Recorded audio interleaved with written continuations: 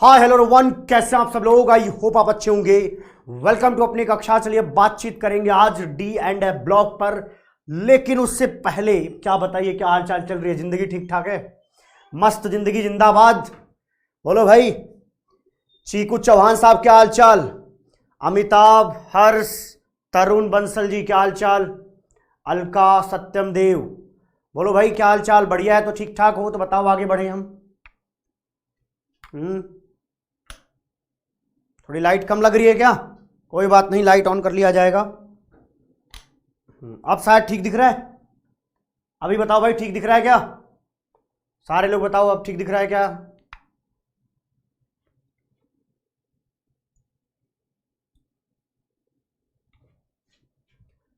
हाँ मैं भी बढ़िया भाई, एकदम जबरदस्त। जय ज्वाला भाई साहब, उत्कर्ष जी जय ज्वाला, क्या हाल चाल? क्या हाल चाल? ब्राइटनेस बढ़ा दीजिए। लाइट बढ़ा दिया है, वो बंद था, अभी ठीक ठाक होगा शायद। हेलो संस्कृति, कैसे हो? नमन, मनसा, जतिन, राघव, रिमू क्या हाल चाल? लक्ष्मी। और बताइए, कोऑर्डिनेशन केमिस्ट्री क्या आपने ढंग से सीख लिया था? नोट्स अपने अच्छे से पढ़ा होगा, और नोट्स पढ़ लीजिए, बाद में एक बार शॉर्ट नोट्स हो एक बार रिवाइज कर लीजिए, और जब पेपर देने जाएंगे तब तक आपकी इतनी प्रैक्टिस हो चुकी होगी कि आपको शायद समस्या कोई नहीं आने वाली है। आगे मैं आपको पढ़ाने वाला हूं भैया G D and F block. जिस तरीके से आपने पी ब्लॉक पढ़ा हुआ था उसी तरीके से आपको यहाँ पे डी एंड एफ ब्लॉक समझाया जाएगा। ठीक है, बहुत छोटी सी चीजें ऐसी होंगी, मतलब छोटा परसेंटेज ऐसा होगा जो आपको याद करना पड़ेगा।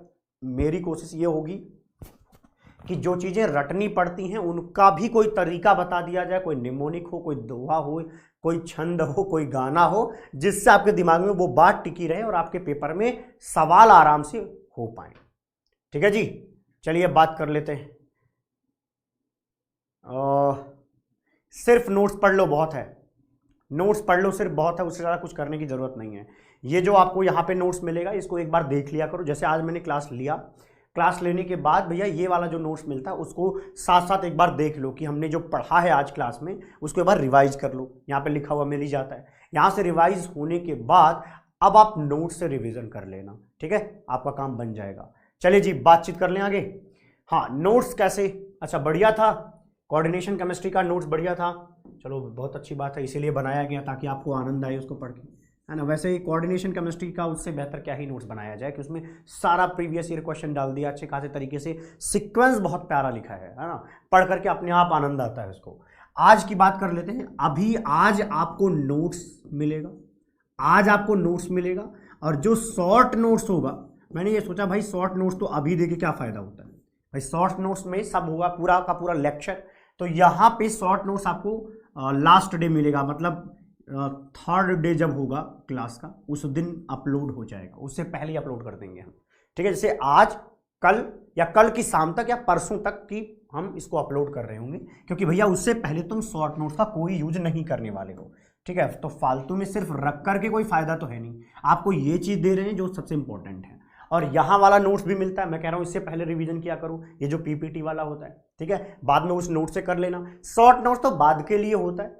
ठीक है जी, जैसे आपका लेक्चर खत्म हो रहा होगा तब तक आपको आपका शॉर्ट नोट्स मिल जाएगा। साथ साथ आपको एक पेज का रोड मैप भी दे देंगे, एक पेज का क्या दे देंगे, रोड मैप भी दे देंगे, जिससे आपको और आनंद आएगा। ठीक है जी, तो ये सब की चिंता छोड़ दीजिए, नहीं पढ़ना है, कोई एनसीईआरटी वगैरह कुछ नहीं पढ़ेगा, सिर्फ नोट्स पढ़ेगा। आपको एनसीईआरटी पढ़ने की जरूरत नहीं है। आप कहोगे कैसे टीचर हो यार, बोर्ड में तो एनसीईआरटी ही इंपॉर्टेंट, आप कह रहे मत पढ़ो। मैंने भैया प्यारा खूबसूरत नोट्स लिखा है, यही काम का है। ठीक है, ये कहीं एक्स्ट्रा ऐसे धरती पे लाया नहीं गया है, एनसीईआरटी में से अच्छे तरीके से बनाया गया है ना।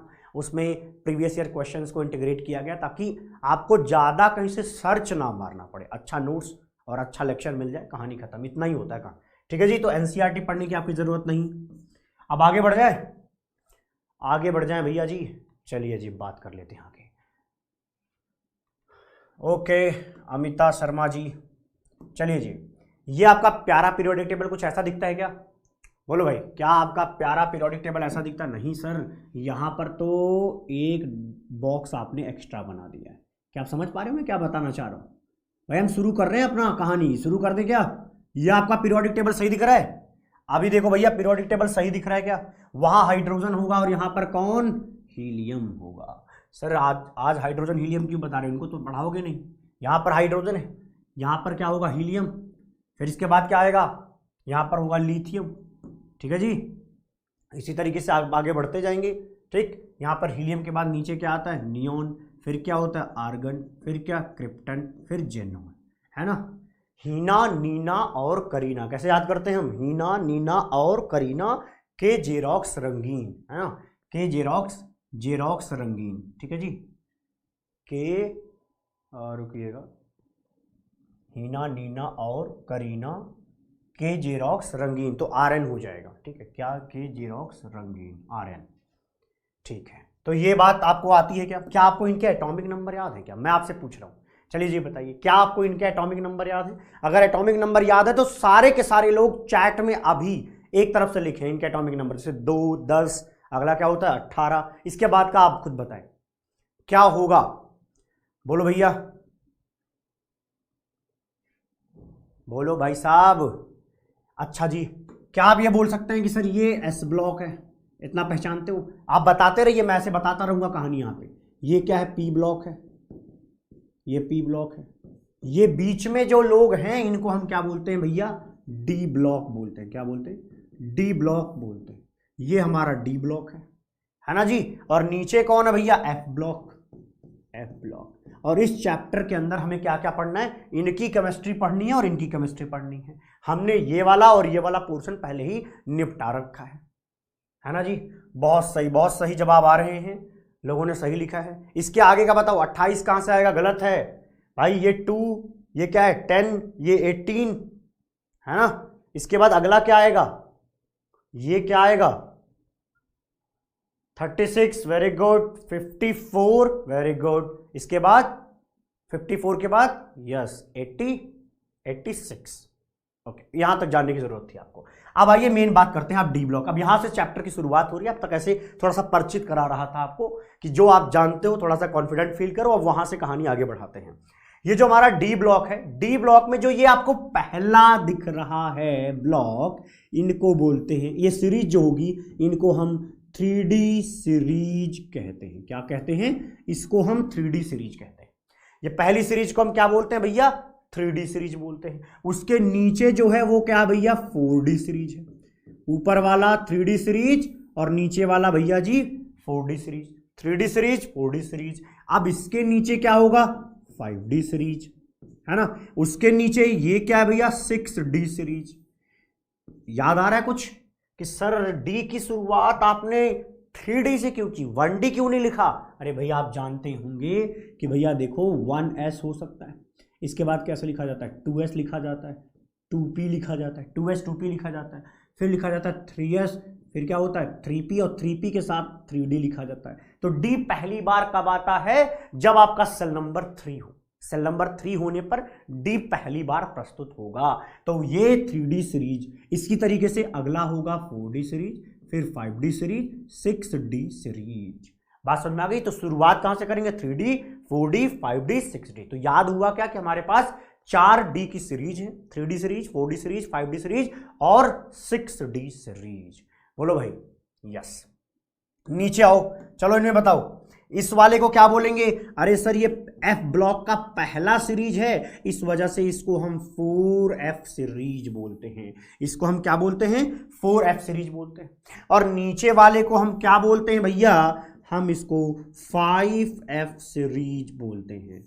भैया जी ये तो पढ़ाई होगा कि भाई जब हम, ध्यान देना, 4S की बात करें, 4S, 4P, तब आएगा 4D, इसके बाद आता है भैया 4F। तो यहां पर ध्यान दें, यहां पर ध्यान दें, D आता है जब n = 3 हो, जब आपका सेल नंबर 3 हो। जब लेकिन सेल नंबर 4 होने की कंडीशन में आपको 4F पहली बार मिल रहा होता है। तो 4F के बाद क्या आ रहा है? 5F। क्या आपको इतनी बात समझ में आ रही है? पुरानी बातें हैं जो आपने पढ़ रखी हैं, बस थोड़ा सा रिवीजन दे रहा हूं ताकि ये नाम आपके दिमाग में चढ़ जाए, क्योंकि आगे ना मैं यही बोलूंगा कि भैया ये 3D सीरीज है, ये 4D है, ये 5D है, 6D है। अगला बोलूंगा कि 4FF और ये 5F सीरीज है। अच्छा, अब आगे बढ़े क्या? इतनी कहानी समझ में आई? नाम भरा आया क्या आपको? सीरीज के नाम अभी अभी याद हुए? यस सर, याद हुए। अब आपके सामने ये प्यारा पीरियोडिक टेबल सामने प्रस्तुत कर रहा हूं। इस पीरियोडिक टेबल में यहां पर देखो भैया, scandium, titanium, vanadium, chromium, manganese, iron, cobalt, निकल, कॉपर, जिंक, ये लोग कौन से सीरीज में आएंगे? तो भैया ये आएंगे 3D सीरीज में। कहां पे आएंगे? ये आएंगे 3D सीरीज में। ध्यान दीजिएगा, ये कहां पर आएंगे?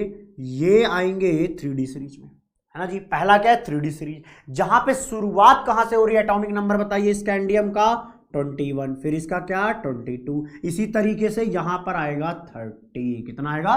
30। तो भैया जी बताओ कहां से शुरुआत करा है? 21 से शुरुआत करा है, जाके खत्म कहां पे हो रहे हैं? 30 पे हो रहे हैं। क्या आपको ये याद है?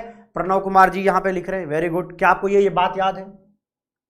साइंस टीचर वेरी क्रूएल, मांगे फीस कॉपी, नेहा कक्कड़ जिंदाबाद। क्या? नेहा कक्कड़ जिंदाबाद। यहाँ की कहानी कुछ ऐसा है कि एक क्लासरूम है, वहाँ पे एक बच्चा सो रहा है। क्या कर रहा है भैया? निहायत ही बदतमीज किस्म का आदमी है वो। क्या कर रहा है? क्लास में ही सो रहा है। अभी टीचर को क्या बोला गया है? मतलब मैनेजमेंट ने बोला भाई आज फीस कॉपी मांग के लाइए बच्चों से। तो वो गई है क्लास में बोलने कि भाई अपनी अपनी फीस कॉपी दे दो। तो जब बारी आती है उस बच्चे की, वो बच्चा सो रहा है और उसके दिमाग में बज रहे हैं, मतलब सपने आ रहे हैं, नेहा कक्कड़ के गाने बज रहे हैं। तो उठाती है तो वो क्या कहता है? नेहा कक्कड़ जिंदाबाद। भाई वो नींद में रहता है तो वो आदमी इस तरीके से रिएक्ट करता है। तो क्या है? Science teacher very cruel. Cruel थी इसके बावजूद एक नौटंकी कर रहा है, देख रहे हो तुम। साइंस टीचर वेरी क्रूएल, मांगे फीस कॉपी, नेहा कक्कड़ जिंदाबाद। क्या क्या? नेहा कक्कड़ जिंदाबाद। ये सारा नाम याद हुआ। अब आइए उसके नीचे। उसके नीचे बताओ भाई इसका y का कितना लिखा जाएगा? y का कितना लिखा जाए? तो ये 21 है, तो 21 में 18 जोड़ दिया जाए। 21 में 18 जोड़ते ही ये 39 हो जाएगा। यट्रियम का कितना होगा? 39 होगा। क्या या आपको ये चीज याद है नीचे वाली? यारी जरा, ध्यान से सुनना, यारी जरा निभाना, यारी जरा निभाना, मौत तक रुकावट राह पड़े आग कूदो। मतलब दोस्ती जबरदस्त, शानदार, जिंदाबाद इस तरीके की होनी चाहिए कि अगर रुकावट भी राह पड़ जाए, आग पड़ जाए, तो उसको साथ में दोस्त के आप क्या करिए? कूद जाइए। क्या लिखा है भैया? क्या लिखा है? यारी जरा निभाना, मौत तक रुकावट राह पड़े आग कूदो। क्या आपको ये सुपर डुपर क्लियर हुआ क्या? बोलो भाई, क्या आपको ये सुपर डुपर क्लियर हुआ क्या? यहां पर इसका एटॉमिक नंबर कितना है? 39। क्या आपको याद रहेगा? जबरदस्त याद होना चाहिए भैया। अब 39 से आप यहां तक आओगे तो कितना आएगा बताइए? यहां पे कितना आएगा? आप डायरेक्ट देखना चाहो तो यहां से 18 जोड़ दो। 30 में 18 जोड़ोगे, बोलो कितना आएगा? क्या आप बता सकते हैं कितना आएगा? यहाँ पे सर 48 आएगा। सर जोड़ना ही तो है, इतना क्या पूछ रहे हो इसमें? ये क्या आ जाएगा? 48। ये देख लो भैया 48 लिखा हुआ है। नहीं दिख रहा है तो भैया इसको थोड़ा सा सफाई करते हैं, बाहर निकालते हैं इसको। आ जाओ भाई साहब। ये हाँ, ये इसका कितना आएगा? 48 आएगा। इसका कितना आएगा? 48 आएगा। याद करो मेरे साथ, यारी जरा निभाना, मौत तक रुकावट राह पड़े आग कूदो। ठीक है जी, तो ये बात आप याद रखेंगे। नोट्स में ट्रिक चाहिए क्या? कैसी बातें कर रहे हो? वो मैं उसमें डाल दूंगा, आपके जो शॉर्ट नोट्स दिया जाएगा ना लास्ट डे पे, 3 क्लास के, 3rd क्लास के डे पे, उस दिन मैं आपको शॉर्ट नोट्स में इनके ट्रिक्स लिख करके दे दूंगा। ठीक है जी, अब ठीक ठाक है, कोई बात नहीं है। आ जाइए आगे। अब आगे आओ भैया, मेन चीज पढ़ाते हैं आपको, ये ज्यादा इंपॉर्टेंट है। ये ज्यादा इंपॉर्टेंट है। क्या है? 39 में अगर आप 18 जोड़ोगे तो कितना आएगा? 57। कितने आएंगे भैया? 57। तो LA लैंथनम का होता है 57। याद रखेंगे कितना होता है? 57। शायद यहां पे दिख नहीं रहा है तो मैं इस चीज को थोड़ा बाहर निकालता हूं। यहां पर इसका कितना होगा भैया? 57। इसका होगा 57। तो क्या मैं HF का 58 लिख दूं? तो जवाब है इसका नहीं। क्या? अरे सर क्यों नहीं लिखेंगे? उसके जस्ट पड़ोसी है तो ये 57, तो ये 58 होना चाहिए। नहीं मेरे भाई, अब यहां से सुन लो। 58 देखो भैया इसका होता है, 58 होता है सीरियम का। 58, 59 ऐसे करते करते यहां पे आता है 71।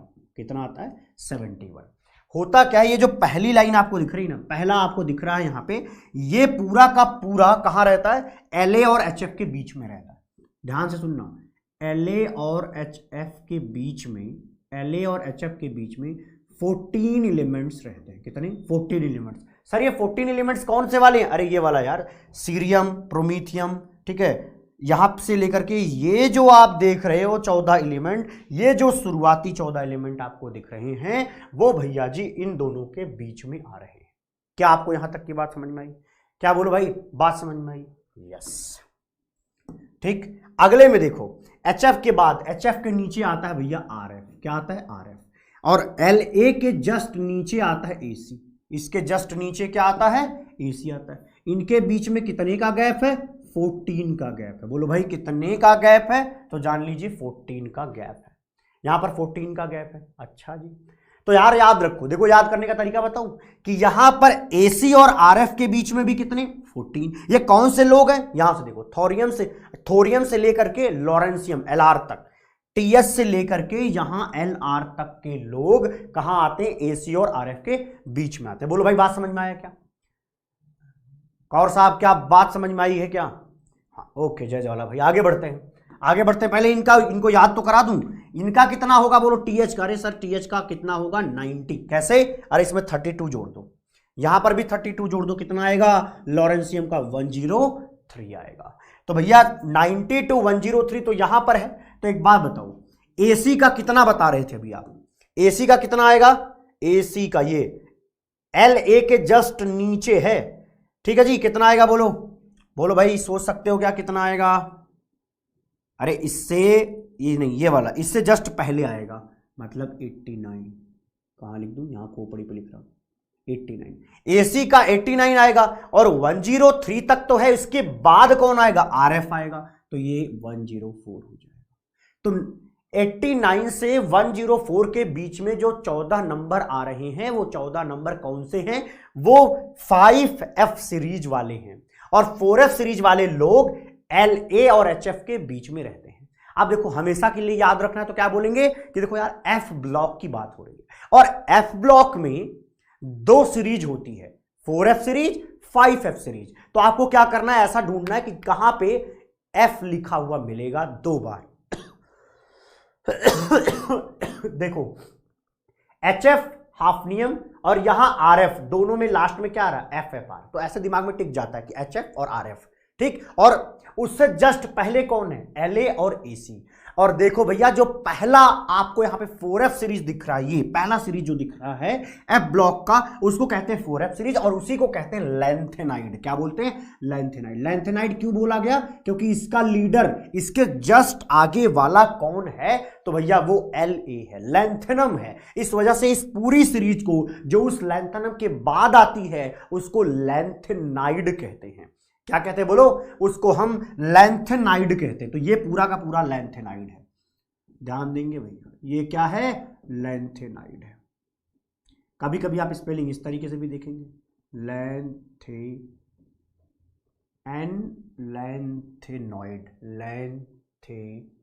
NOID, लैंथेनॉइड्स, या इस तरीके से देखें, दोनों सेम है, दोनों में कोई अंतर नहीं, दोनों सही है भाई, ठीक है। तो ये लैंथेनाइड बोलेंगे। और यहां पर जो 14 एलिमेंट हैं उनको एक्टिनाइड्स बोलेंगे। क्या बोलेंगे?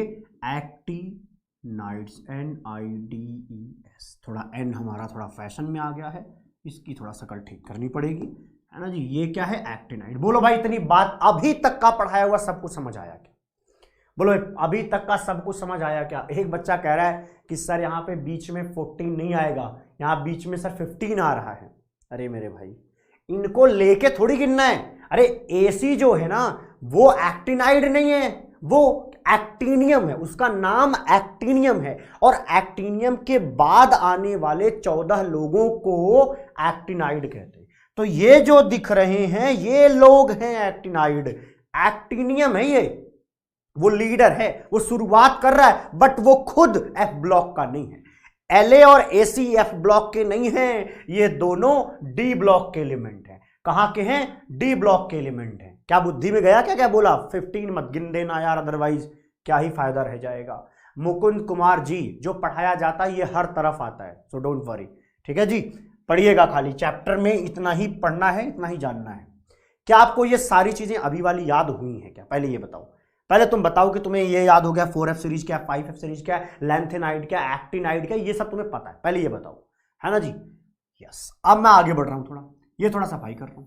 अब मैं आपसे एक सवाल पूछूंगा कि चलो एक बात बताओ मुझे, आपका जो एक्टिनाइड है, ये एक्टिनाइड और लैंथेनाइड है, इसका ग्रुप नंबर क्या है? चलो बताओ इसका ग्रुप नंबर क्या है, ऐसा सवाल पूछा जाता है भैया। बताओ ग्रुप नंबर क्या है एक्टिनाइड एंड लैंथेनाइड का। तो ध्यान रखना ये जो नेता लोग हैं ना, नेता लोगों का ये La और AC जिसके नाम पर उनकी सीरीज का नाम रखा गया है, वो जो ग्रुप नंबर रखते हैं वही ग्रुप नंबर किसका होगा, पूरी सीरीज का होगा। तो भैया यहां पे ग्रुप नंबर 1, ग्रुप नंबर 2, तो ये कौन सा है, ग्रुप नंबर 3।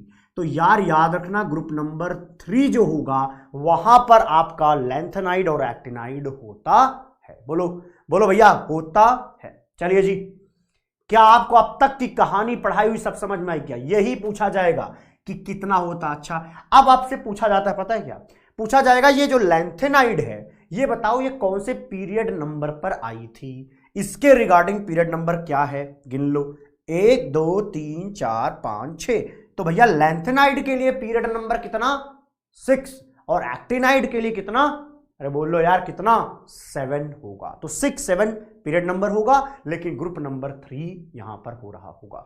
अब तक की पढ़ाई हुई हर चीज समझ आई है क्या? यही बेसिक नॉलेज है, इसी पर हम अपनी आगे की दुनिया बनाएंगे, लेकिन पहले अपने आप को इस लायक तो बनाइए। यस, अब आपको कुछ चीजें याद कराते हैं।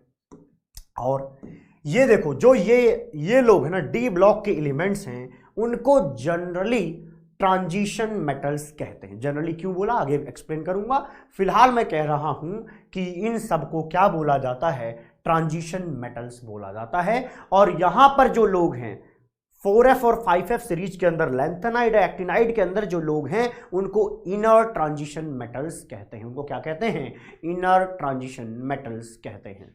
आनंद आया, ये नाम याद हुआ, नीचे वाला इनर ट्रांजिशन मेटल और ऊपर वाला ट्रांजिशन मेटल।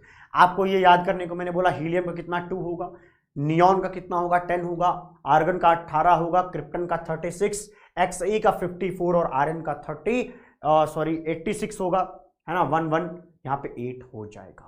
फिलहाल आपको ये नंबर्स याद होने इसलिए जरूरी हैं ताकि आपको इलेक्ट्रॉनिक कॉन्फ़िगरेशन निकालने में कोई समस्या परेशानी दर्द ना हो।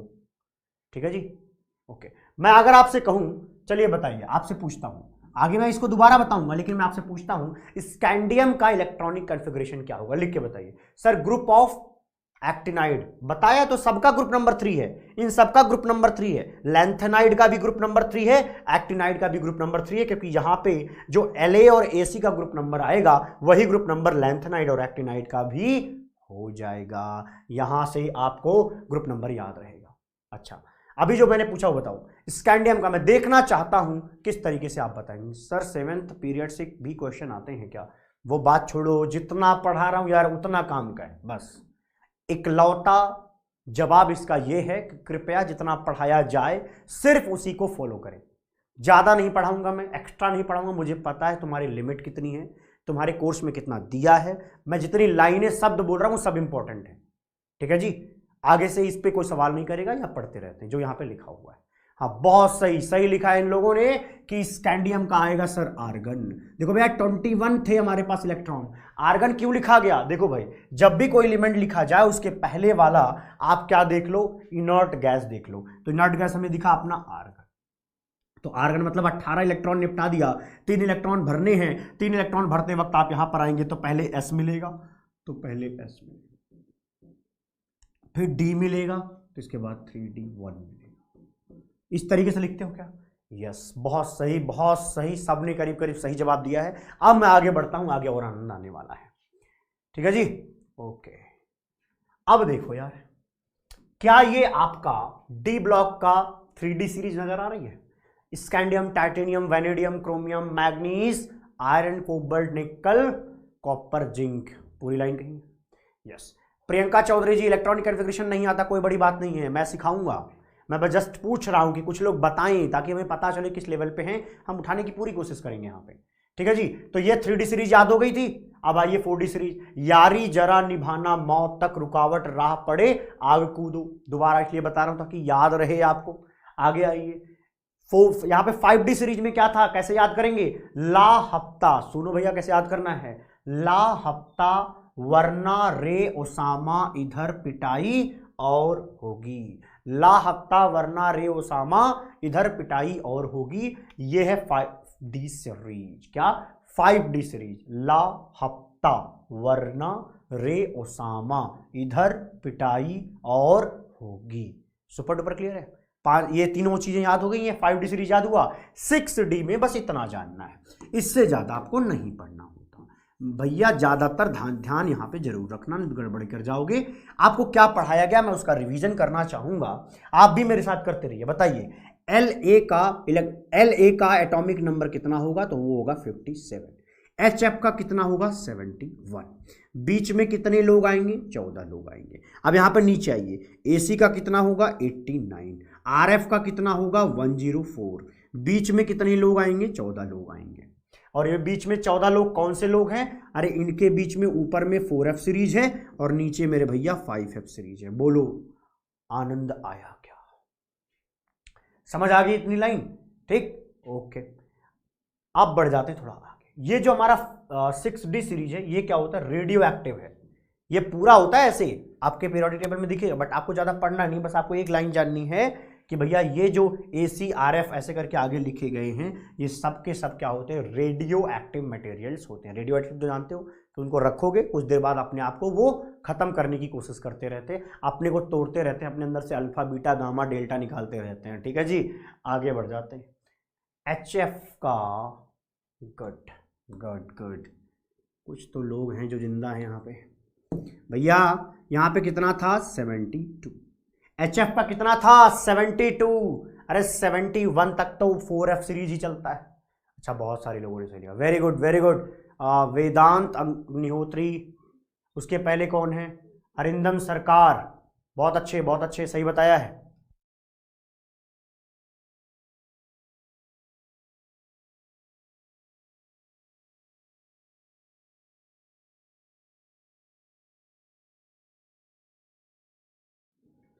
ठीक है जी, अब आ जाते हैं इलेक्ट्रॉनिक कॉन्फ़िगरेशन पर। किस पर अब चर्चा है हमारी, इलेक्ट्रॉनिक कॉन्फ़िगरेशन पर।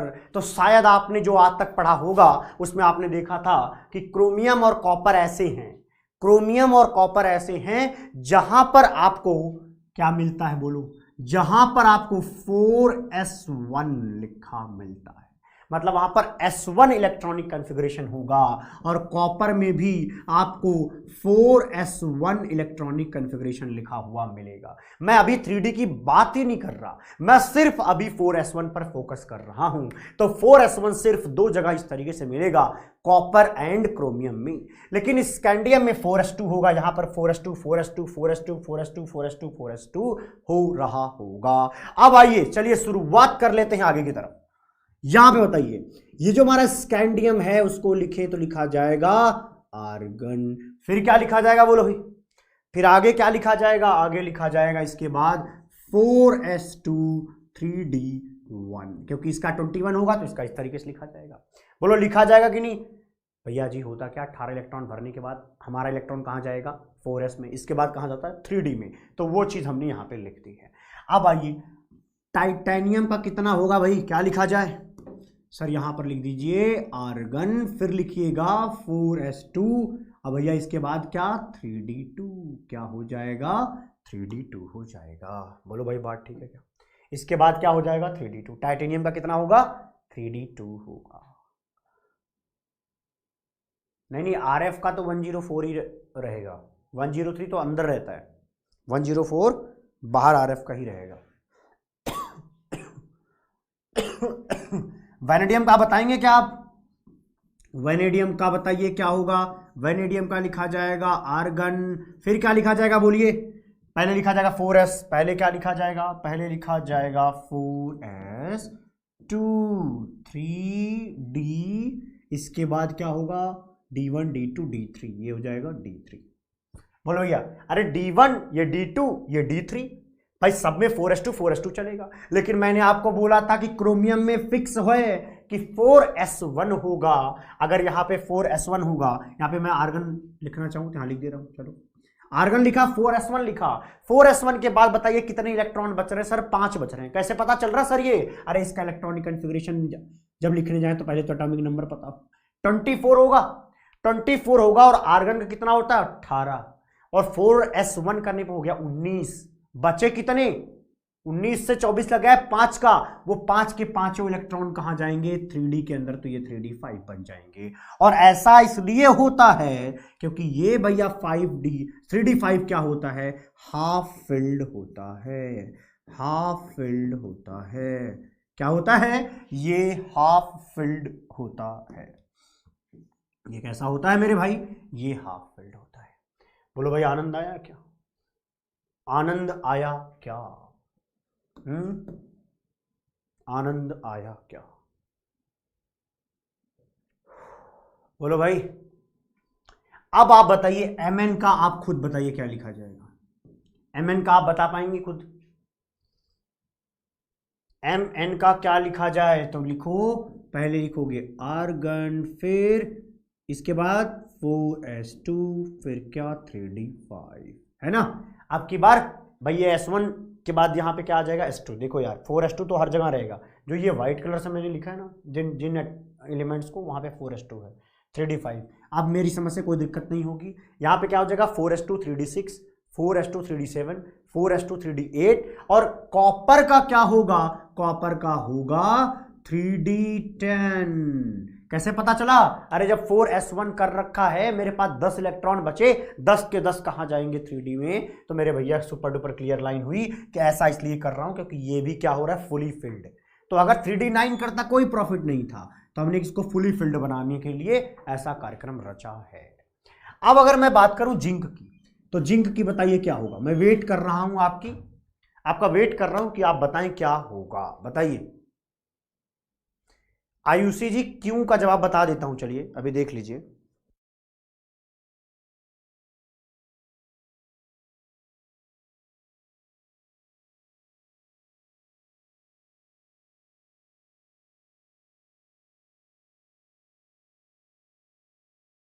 हाफ फील्ड का बेनिफिट क्या है, देखो जब कोई भी ऑर्बिटल हाफ फील्ड है, जैसे डी ऑर्बिटल के अंदर 5 इलेक्ट्रॉन है, तो वो ज्यादा स्टेबल होता है। अब आप पूछोगे ज्यादा स्टेबल क्यों होता है, उसकी कोई और दुनिया है, उसका एक्सप्लेनेशन एक्चुअली ये होता है कि उसमें एक्सचेंज एनर्जी होती है। एक इलेक्ट्रॉन यहां बैठा है, एक यहां बैठा है, वो अपनी पोजीशन को बदल सकते हैं, फिर दूसरा बदल सकता है, तीसरा बदल सकता है, मतलब उनके पास थोड़ी फ्रीडम है अपने आप को कहीं भी ले जाने के लिए। तो ये जो फ्रीडम है वो स्टेबिलिटी देती है।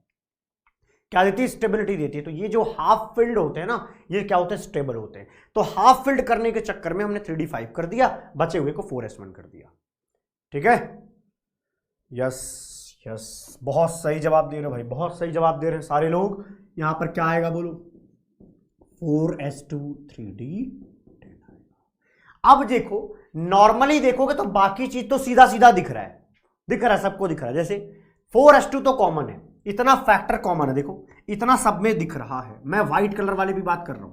अभी क्रोमियम कॉपर छोड़ दो, क्रोमियम कॉपर छोड़कर देखोगे तो ये हर जगह मिलेगा। ये D1 है, ये D2 है, ये D3 है, और ये क्या है D5 D6 D7 D8, और ये क्या है D10। अब अगर कॉपर और क्रोमियम की बात करें तो ये भैया 5 है और वो 10 है यहाँ। लेकिन एक बात जो ध्यान रखने वाली है, वो 4s1 है और वहां पे भी 4s1 है। इसको आप इसी तरीके से याद करेंगे कि 4s1 दो जगह मिलता है, कॉपर और क्रोमियम में। बाकी बचे हुए इलेक्ट्रॉन 3D के अंदर ले जाके पुट कर दो। आ जाइए अगले में।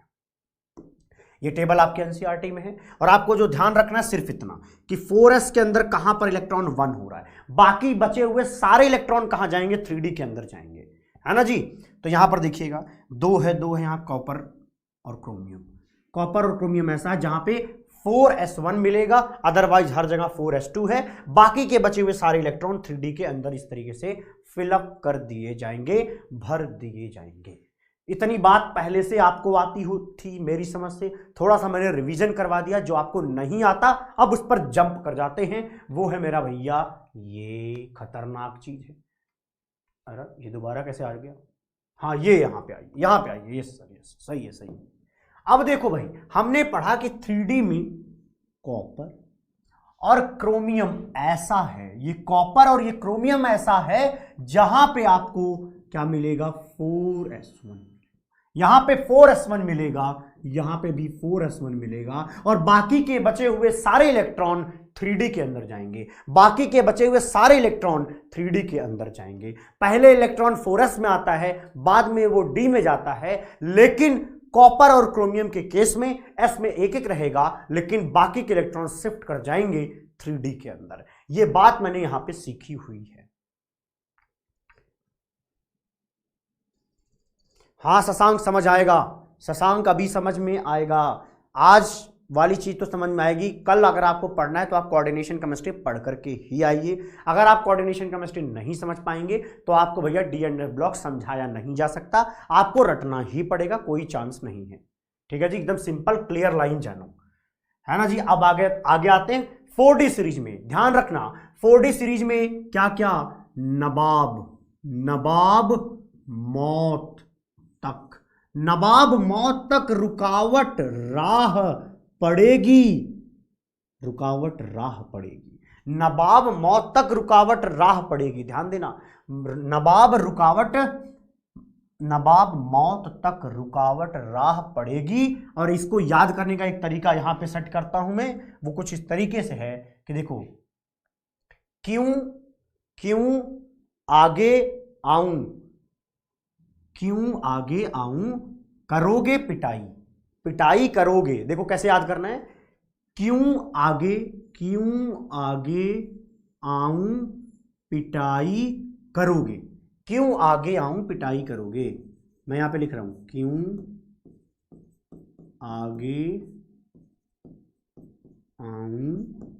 आगे आऊं।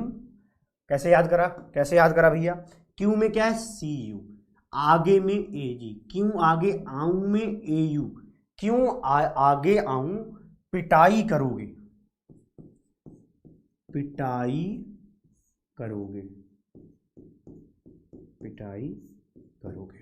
क्यों आगे आऊं पिटाई करोगे में PT, करोगे में हो जाएगा CR।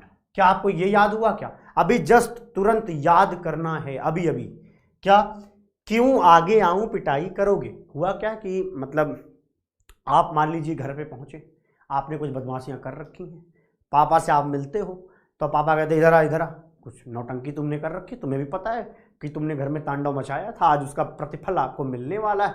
तो उस प्रतिफल को ना मिले तो आपके थॉट आते हैं, अरे क्यों आगे आऊं, पिटाई तो करोगे, तो मैं आगे नहीं आ रहा, पिटाई कर दोगे इसलिए मैं आगे नहीं आ रहा। अच्छा, तो पापा क्या बोल रहे हैं, ध्यान से सुनिएगा। पापा क्या कह रहे हैं भाई, पापा क्या कह रहे हैं, उसका कलर बदलते हैं, है ना, पापा को थोड़ी इज्जत देते हुए यहाँ पे आगे क्या लिखना है कि नवाबजादे, आपको वो नवाब बुला रहे, नवाबजादे मौत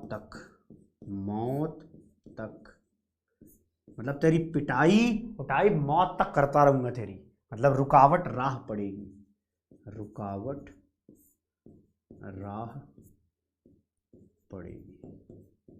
अब तुम आगे नहीं जा रहे थे तो उन्होंने बताया कि देख नवाबजादे, नवाब मौत तक रुकावट राह पड़ेगी। ये जो मार डंडा की कहानी है, रुकावट है, परेशानी है, तेरी जिंदगी में पूरी मतलब मौत तक आती रहेगी। ऐसा नहीं है कि आज ही की बात है, आगे भी ये समस्याएं तुझे मिलती रहेंगी। क्या, नवाब मौत तक रुकावट राह पड़ेगी। तो पहले इनसे याद कर लो, बाद में मैं बताऊंगा क्यों याद करा रहा हूं। पूरे इलेक्ट्रॉनिक कॉन्फ़िगरेशन को चुटकियों में निकालना सीखना है, तो ये सीखना बड़ा जरूरी है। नवाब का हो गया भैया NB, मौत हो गया MO मोलिबेडनम, तक मतलब हो गया TC, रुकावट का मतलब हो गया ये, रुकावट का RU, राह मतलब रोडियम RH, पड़ेगी में PD। बस थोड़ा सा ख्याल रखना पड़ता है PD का, PD पड़ेगी थोड़ा स्पेशल है, बाकी सारी चीजें एक जैसी हैं। दोबारा पहले ये याद करें, बाद में हम इनको याद कराएंगे।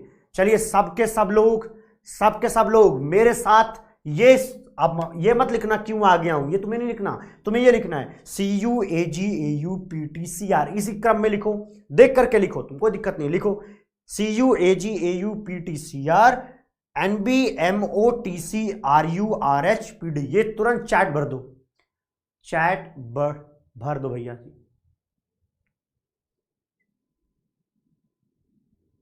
बोलो भाई, पढ़ो। पहले सब लोग ये करेंगे, बाकी कहानी क्या है क्यों है ये सब मैं दोबारा बताऊंगा, ये सब मैं दोबारा बताने वाला हूं। तो ये सब भूल जाओ, जो अब तक की कहानी पढ़ी थी चलो भूल जाते थोड़ी देर के लिए, पहले ये याद करो, इससे मैं बाकियों को निकालना अभी सिखा सकता हूं। अभी सिखा सकता हूं, बहुत ही जबरदस्त ट्रिक है, खुद बनाई है, कहीं से छापी नहीं है भाई, इसका पेटेंट मेरे पास है सिर्फ। ठीक है जी, क्या क्यों आगे आऊं पिटाई करोगे, नवाब जादे मौत तक रुकावट रहा पड़ेगी। ठीक है, तुरंत लिखो, पहले मैं चाहता हूं चैट ये चीज लिखे, सबके सब लोग लिखेंगे। अगर आप ये पहला वाला लिख रहे हैं तुरंत थोड़ी देर बाद अब ये दूसरा लाइन लिखो, जब सब लोग लिख लेंगे तब मैं आगे बढ़ूंगा। मैं कह रहा हूं अगर आप चुटकियों में इलेक्ट्रॉनिक कॉन्फ़िगरेशन निकालना सीखना चाहते हैं तो ये सबसे कंपलसरी कंडीशन है, लिखो मेरे सामने अभी के अभी। चलो सब लोग, ये मेरा दावा मानिए, एक भी चीज गलत नहीं करोगे, सिर्फ ये याद करो भी पहले।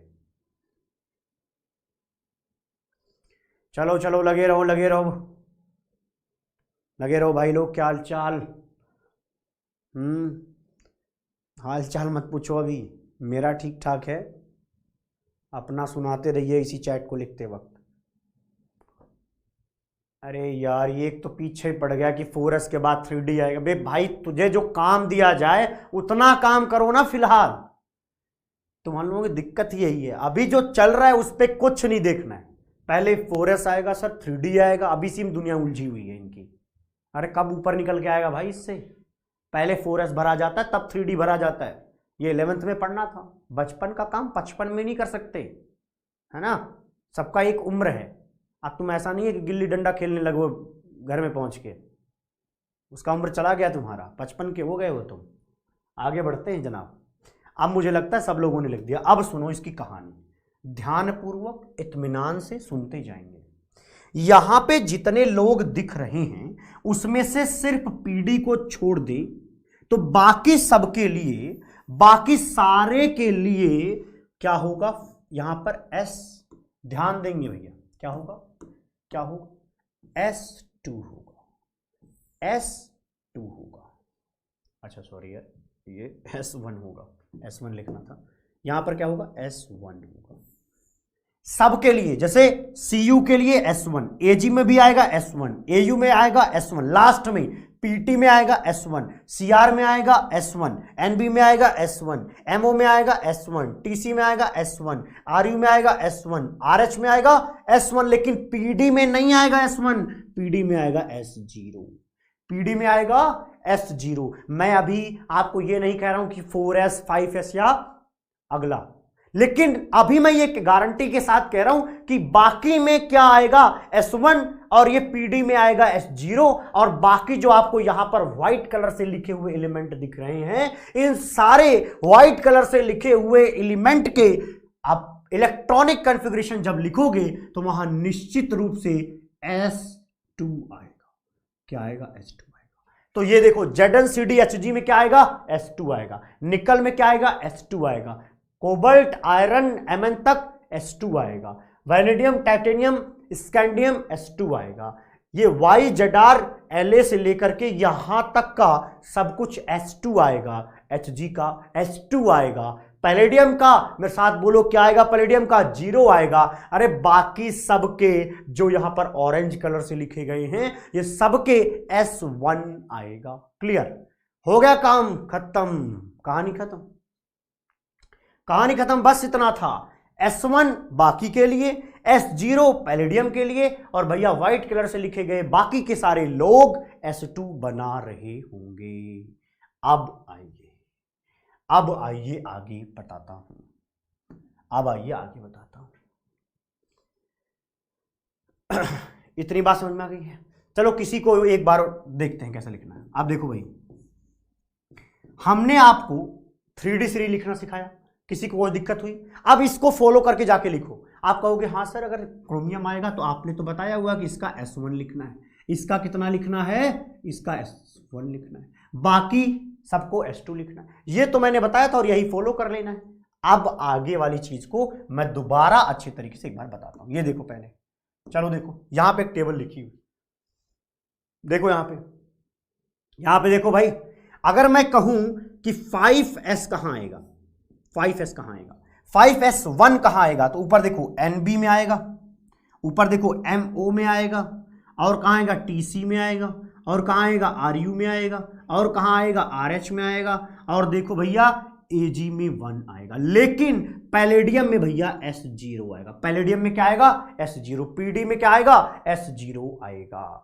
ये गुप्ता जी पूछ रहे हैं कि सर क्यों 0 आएगा? अरे क्यों का जी कोई एक्सप्लेनेशन नहीं है, ये बात तुम्हारे भेजे में उतरे रहे टिके इन पर ही क्वेश्चन आएंगे, इसका कोई एक्सप्लेनेशन नहीं है। मैं आपको एकदम क्लियर बताऊं, कोई एक्सप्लेनेशन नहीं है। और आपको जो जानना पढ़ना है वो ये कि आपको पता हो कि इलेक्ट्रॉनिक कॉन्फ़िगरेशन क्या होता है। आपको जब ये पता होगा तब वो तुमसे सवाल पूछेंगे। तो पहले तो याद तो करो इलेक्ट्रॉनिक कॉन्फ़िगरेशन कैसे लिखना है, वो तरीका चल रहा है अभी। ठीक है जी, मेरी समझ से किसी को कोई दिक्कत नहीं होगी। अरे एटॉमिक नंबर याद करने की कैसे जरूरत पड़ सकती है यार, जब तुम्हें खुद से सोच के देखो, जब तुम्हें डी सीरीज याद है और तुम्हें पता शुरुआत में ये है बाद में ये है, तो चलते जाओ। मान लो मेरे से कोई पूछे वैनेडियम का कितना आएगा, मुझे नहीं पता, तो मैं क्या करूंगा? स्कैंडियम, टाइटेनियम, इसके बाद वैनेडियम। और स्कैंडियम का मेरे को पता कि 21 होता है, तो इसका 22 होगा, इसका कितना होगा? 23 होगा, खत्म। भाई ऐसे तो निकालोगे, अब हर का रट्टा मार के नहीं बैठ सकते मेरे भाई। आपको इसलिए याद कराने का भी तरीका मैंने जबरदस्त तरीके से सिखा दिया है। चलिए आइए, आपको इलेक्ट्रॉनिक कॉन्फ़िगरेशन निकालना भैया आना चाहिए। अब चलिए कोई ऐसा रैंडम सा चुनेंगे। चलिए मान लीजिए कि हमने कहा कि चलो आरयू का बताइए कितना आएगा।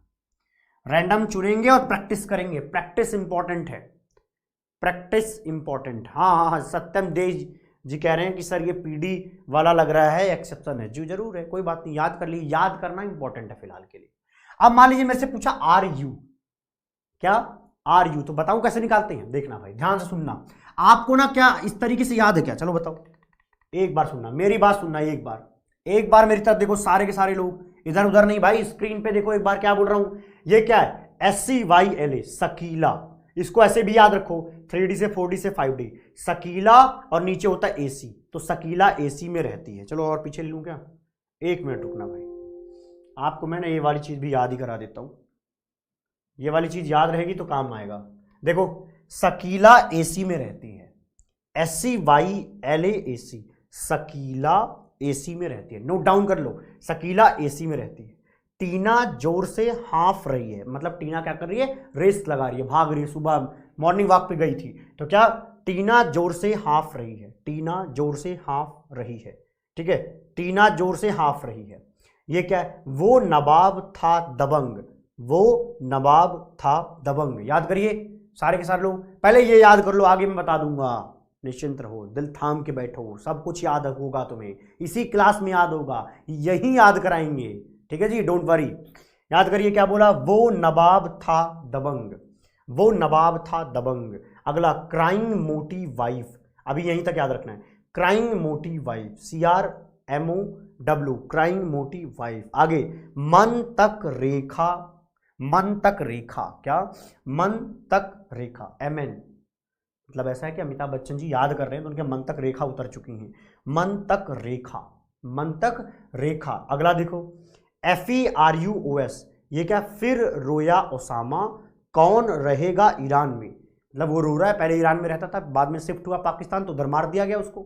ठीक है जी, ये मेरे साथ लिखते जाओ, अभी जो मैं बोलता जाऊंगा ये याद करना बहुत ज्यादा जरूरी है। ठीक है, मैंने क्या बोला? क्राइंग मोटिव वाइफ, इसके बाद मन तक रेखा, फिर क्या है? अगला याद करें तो ये है फिर रोया ओसामा, कौन रहेगा ईरान में। और ये लास्ट की 3 लाइनें बैक बेंचर्स के लिए है कि उनको क्या हुआ कि क्लास में टीचर बुला रही है कि आगे आ जाओ। ठीक है जी, तो क्या कह रही है पहले सुनना। टीचर कह रही है नहीं पढ़ोगे तो पिटोगे, कह रही है नहीं पढ़ोगे तो पिटोगे, नहीं पढ़ोगे तो पिटोगे। तो जो पीछे बैठा हुआ बैक बेंचर है वो कह रहा है क्यों आगे आऊं, क्यों आगे आऊं। और फिर बाद में कहती है मैडम परेशान ही रहती है, कहते ठीक है बैठ ले पीछे, कोई बात नहीं है। फिर वो क्या कहता है? सोचता चलो अच्छा हुआ कि नहीं गया आगे में। फिर कहता जिंदगी कैडबरी हो गई है, ZNCDHG, जिंदगी कैडबरी हो गई है। क्या आपको ये याद हुआ क्या? अभी का याद हुआ क्या? शकीला AC में रहती है, टीना जोर से हाफ रही है, वो नवाब था दबंग, क्राइंग मोटी वाइफ, मन तक रेखा, फिर रोया ओसामा, कौन रहेगा ईरान में, नहीं पढ़ोगे तो पिटोगे, क्यों आगे आऊं। फिर इसके बाद क्या है? ये जिंदगी कैडबरी हो गई है। आपको इस तरीके से याद होना चाहिए। जब आपको ये याद रहेगा तो आगे का आनंद देखिए कैसे ले पाएंगे आप। यहां तक में किसी को कोई समस्या नहीं थी, मैं आपको ये समझाने आया था। आइए आइए पुराना दोबारा स्वागत किया जाए आपका। मैंने आपसे आर यू पूछा था, तो बताइए आर यू के ऊपर वाला एलिमेंट कौन सा होता है, क्योंकि बच्चा 3D सीरीज का आराम से इलेक्ट्रॉनिक कॉन्फ़िगरेशन लिख लेता है। तो आइए यहां पे कैसे लिखेंगे, देखिए अब बताओ क्या होगा, आर यू के जस्ट ऊपर क्या होगा, तो आप क्या कहोगे FE, फिर रोया ओसामा, फिर रोया ओसामा, यही होगा कि नहीं होगा। अच्छा, तो इसका मतलब आपको पहले FE का लिख लेना चाहिए। किसका लिख लेना चाहिए, FE का लिख लेना चाहिए। मैं तुम्हें लिखने के तरीके बता रहा हूं, ठीक है जी, ऐसे झटकों में अगर करना है तो FE में क्या लिखते हो, आर्गन लिखोगे, फिर लिखते हो 4s2, फिर लिख देते हो 3d6। बोलो लिखते हो क्या, क्योंकि इसका 26 आता है। तो देखो यार, अगर 26 आ रहा है ना, 26 तो लास्ट में 6 है, तो ये 3d6 बन जाएगा, ठीक है जी। अब सवाल आता है आर यू का कैसे निकाली। मेरे को तो एटॉमिक नंबर याद भी नहीं है। अरे याद करने की जरूरत ही नहीं है, याद करने की फिलहाल जरूरत नहीं है, याद तो अपने आप ही हो जाएगा, बट ठीक है। देखो यार क्या होगा, आर्गन के जस्ट नीचे, अब देखो आर्गन के जस्ट नीचे कौन सा इनर्ट गैस होता है, बताइए आर्गन के जस्ट नीचे कौन सा इनर्ट गैस होता है, हीना, नीना और करीना, हीना, नीना और करीना, Kr, क्रिप्टन, है ना जी। तो यहां पर लिख दिया Kr। अब इसके नीचे जा रहे हो तो हर कुछ में नीचे जाओ। अब 4s था पहले, तो आप नीचे क्या लिखोगे 5s, यहां पे 3d था तो आप की बार क्या लिखोगे 4d, लिख दिया क्या। अब एक बार सोचो कि आर यू, क्या मैंने जो याद कराया उसमें आर यू आया था। अरे हाँ सर, आपने बताया था रुकावट, रुकावट आर यू, इसका मतलब यहां पर आएगा S1, क्या आएगा S1, तो ये हो गया 5s1। इस तरीके से याद रखना है 5s1। तो भैया अगर 2 इलेक्ट्रॉन s में जाते और एक जा रहे हैं तो एक बचा है, वो वाला शिफ्ट हो जाएगा यहां पे, तो ये बनेगा इलेक्ट्रॉनिक कॉन्फ़िगरेशन, ये बनेगा यहां पर इलेक्ट्रॉनिक कॉन्फ़िगरेशन। तो देखिएगा यहां पर लिखा गया है कि 5s में कितना आएगा, आर यू में 1, और भैया 4d में कितना आएगा 7। तो ये तरीका है निकालने का, ये वे है जानने का। क्या आपको इतनी बात याद हुई, समझ आई, बोलो भाई। अब मैं आपसे अगला सवाल पूछता हूं। चलिए अगला सवाल आपसे यह है कि ZR का क्या होगा। क्या ZR आपके उस दोहे में, कविता में आ रहा था, जो मम्मी, जो पापा और बेटे के बीच में कार्यक्रम चला था, कहीं पर उसमें ZR आया। अरे सर नहीं आया था। तो भैया ZR का पता करो कि ZR के ऊपर कौन बैठता है, कौन होता है। मैंने आपको याद कराया था शकीला एसी में रहती है, फिर क्या था, टीना जोर से हाँफ रही है, तो टाइटेनियम रहता है ZR के ऊपर। और टाइटेनियम का आपको पता होना चाहिए, ये होगा आर्गन 4s2 3d2। कैसे पता चल रहा है सर, अरे स्कैंडियम के जस्ट बाद टाइटेनियम है, इसलिए मैंने 2 लिख दिया यहां पे। आप देखो जर्कोनियम का कोई आपको क्या दिख रहा है कि यहां पे जर्कोनियम का S1 नहीं होगा और S0 नहीं होगा, तो बचा हुआ क्या होगा, ये 5s2 होगा, और ये भैया जी क्या होंगे 4d2 होंगे। ये लिखने के बाद नीचे मिलाएंगे तो देखो ये 5s में 2 दिखेगा, क्या है 5s2 दिखेगा, और 4d में भी 2 दिख रहा होगा। तो ये तरीका है निकालने का। रट्टा मारने से बचना है तो बुद्धि तो लगाना पड़ेगा, कुछ ना कुछ तो सीखना पड़ेगा, है ना जी। प्रैक्टिस करते रहिए लगातार। अब मैं आपसे सवाल पूछता हूं कि आप बताइए पैलेडियम का क्या होगा, बोलिए। पैलेडियम का इलेक्ट्रॉनिक कॉन्फ़िगरेशन लिखा जाए, डायरेक्ट बताने का तरीका हमें आना चाहिए, डायरेक्ट। अगर तुम लगे इलेक्ट्रॉनिक कॉन्फ़िगरेशन को उस तरीके से निकालने जैसा हम निकालते थे शुरू में 11th में, तब तो तुम्हारा सत्यानाश हो जाएगा। निकालने का सबसे जबरदस्त शानदार तरीका यह है कि आपको पता हो कि कहां पर आता है, तो आपको पता चलेगा कि भैया नहीं पढ़ोगे तो पिटोगे, क्या नहीं पढ़ोगे तो पिटोगे, यहां पर आएगा आपका PD। और निकल का आपको पता है कितना होता है, आर्गन होगा, इसके बाद लिखा जाएगा, इसके बाद लिखा जाएगा 4s2, इसके बाद 3d8। बोलो ये लिखा जाएगा कि नहीं लिखा जाएगा, बोलो भाई वो लिखा जाएगा कि नहीं। अगर निकल का ध्यान देना, अगर निकल का 4s2 3d8 है, तो मैं पैलेडियम का क्या लिख दूं, अरे बोलो ना, पैलेडियम का क्या लिख दूं, तो शायद आपका जवाब होने वाला है। तो पहले सर आर्गन के जस्ट नीचे आता क्रिप्टन, पहले वो लिखो। आर्गन के जस्ट नीचे आता क्रिप्टन, पहले वो लिखो। सर नीचे वाला टेबल कैसे याद करें, याद ही नहीं करना है। अब भाई यही तो प्रैक्टिस करा रहा हूं, कहां लटक गए हो गुप्ता जी, तुम हर चीज को रटने में लगे हो। मेरे भाई ये नहीं रटना है, अरे वो दोहा रटना था खाली जो तुम्हें याद हो जाता और उसी से मैं सब कुछ कैलकुलेट कर डालूंगा। अभी तुम देखते रहो। चलो इधर देखो, ये क्रिप्टन लिखा, इसके बाद 4s था तो ऊपर मैंने 5 लिखा, 5s2 लिखा। अब इसके बाद ऊपर क्या लिखा, 4d लिखा। क्या मैं ये लिख दूं, क्या मैं नकलची स्वभाव का हूं तो मैं ये छाप दूं? अरे नहीं सर, गलत कर गए आप। तो आपको क्या करना था सर, पैलेडियम में 0 था, आपको याद कराया गया था पढ़ेगी में। पीडी जो होता है उसका 0 होगा, क्या क्या क्या, उसका कितना होगा 0। तो अगर आप 4s में 0 कर दोगे तो वो दोनों इलेक्ट्रॉन कहां जाएंगे, बचे हुए इलेक्ट्रॉन डी में शिफ्ट होंगे। 8 पहले से थे और 2 और आ गए तो क्या हो जाएंगे, 4d10 हो जाएंगे। तो आपको समझ में आएगा 5s0 4d10, क्या पैलेडियम मैच कर रहा है? यस, 4s में 0, सॉरी 5s में 0 और 4d में 10 इलेक्ट्रॉन मौजूद हैं। मुझे लगता है इससे बेहतर क्या ही तरीका होगा यार, बहुत ही आसान तरीका है, सरदर्द परेशानी कुछ भी नहीं है। थोड़ा और प्रैक्टिस कराता हूं, शायद हमारे नन्हे बालक को कुछ समझ ज्यादा नहीं आया है ना जी। आ जाओ भैया, आपसे पूछ लेता हूं मैं, कौन सा करवाऊं, कौन सा कराऊं? एमओ किया क्या? नहीं, एमओ का बताइए। अब मेरे को डायरेक्ट सोच के बताओ, बता पाओगे?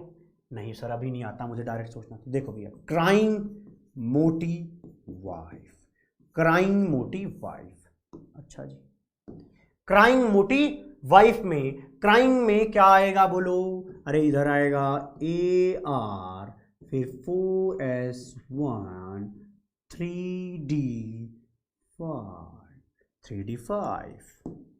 अगर क्रोमियम का ये आएगा तो नीचे मॉलिब्डेनम का क्या आना चाहिए, एक बार देख लेते हैं। अभी पहले नकल मारा करो, पहले नकल मारो, बाद में ठीक कर लेंगे अगर गलत हुआ तो। 3d, sorry sorry sorry sorry sorry sorry, अरे इतनी नकलची नहीं होना चाहिए कि पूरा आप उसी का छाप गए। नहीं नहीं यार, गलत कर देंगे हम नकल मारेंगे लेकिन सावधानी से। अगर ऊपर 4s था तो उसके नीचे 5s आएगा तो ये 1 लिख देंगे, इसके बाद हम 3d5 लिख देंगे। फिर हम ये सोचेंगे कि यार मॉलिब्डेनम में S1 होता है कि नहीं होता, तो आपको याद आया, ओह मौत, मौत शब्द था, मौत मतलब S1 होगा। अगर S1 होगा तो बचा हुआ 5 इलेक्ट्रॉन, 5 इलेक्ट्रॉन कहां जाएगा, 4d में जाएगा। अरे कहां जाएगा बोलो, 4d में जाएगा। तो ये होगा एमओ का इलेक्ट्रॉनिक कॉन्फ़िगरेशन। बोलो बात समझ में आई है क्या? बोलो भैया बात समझ में आई है क्या? सुपर डुपर आनंद आ रहा है क्या? अरे बहुत शानदार जबरदस्त तरीका है मेरे भाई। बोलो भाई, बोलो भैया जी, अब तो नहीं कहोगे ना कुछ? चलो बहुत सही, कम से कम जगे हुए हो, ये बहुत अच्छा लग रहा है ना।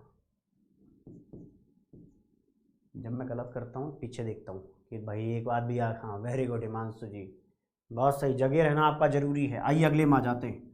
मैं कहेगा अरे सर आपसे गलती हो गई थी, आप जानबूझ के नाटक कर रहे हो। आ जाओ, आप इससे एक और पूछ लेता हूँ, AG का क्या होगा? AG का क्या होगा? AG क्या होगा हमारा जी? AG का शुरुआत करेंगे क्रिप्टन से, फिर लिखेंगे 5s, फिर लिखेंगे 4d। कौन में कितना भरा जाए, किसमें क्या लिखा जाए, कैसे याद रखेंगे? अरे AG किस परिवार का है? AG कहाँ पे आता है बोलो भाई?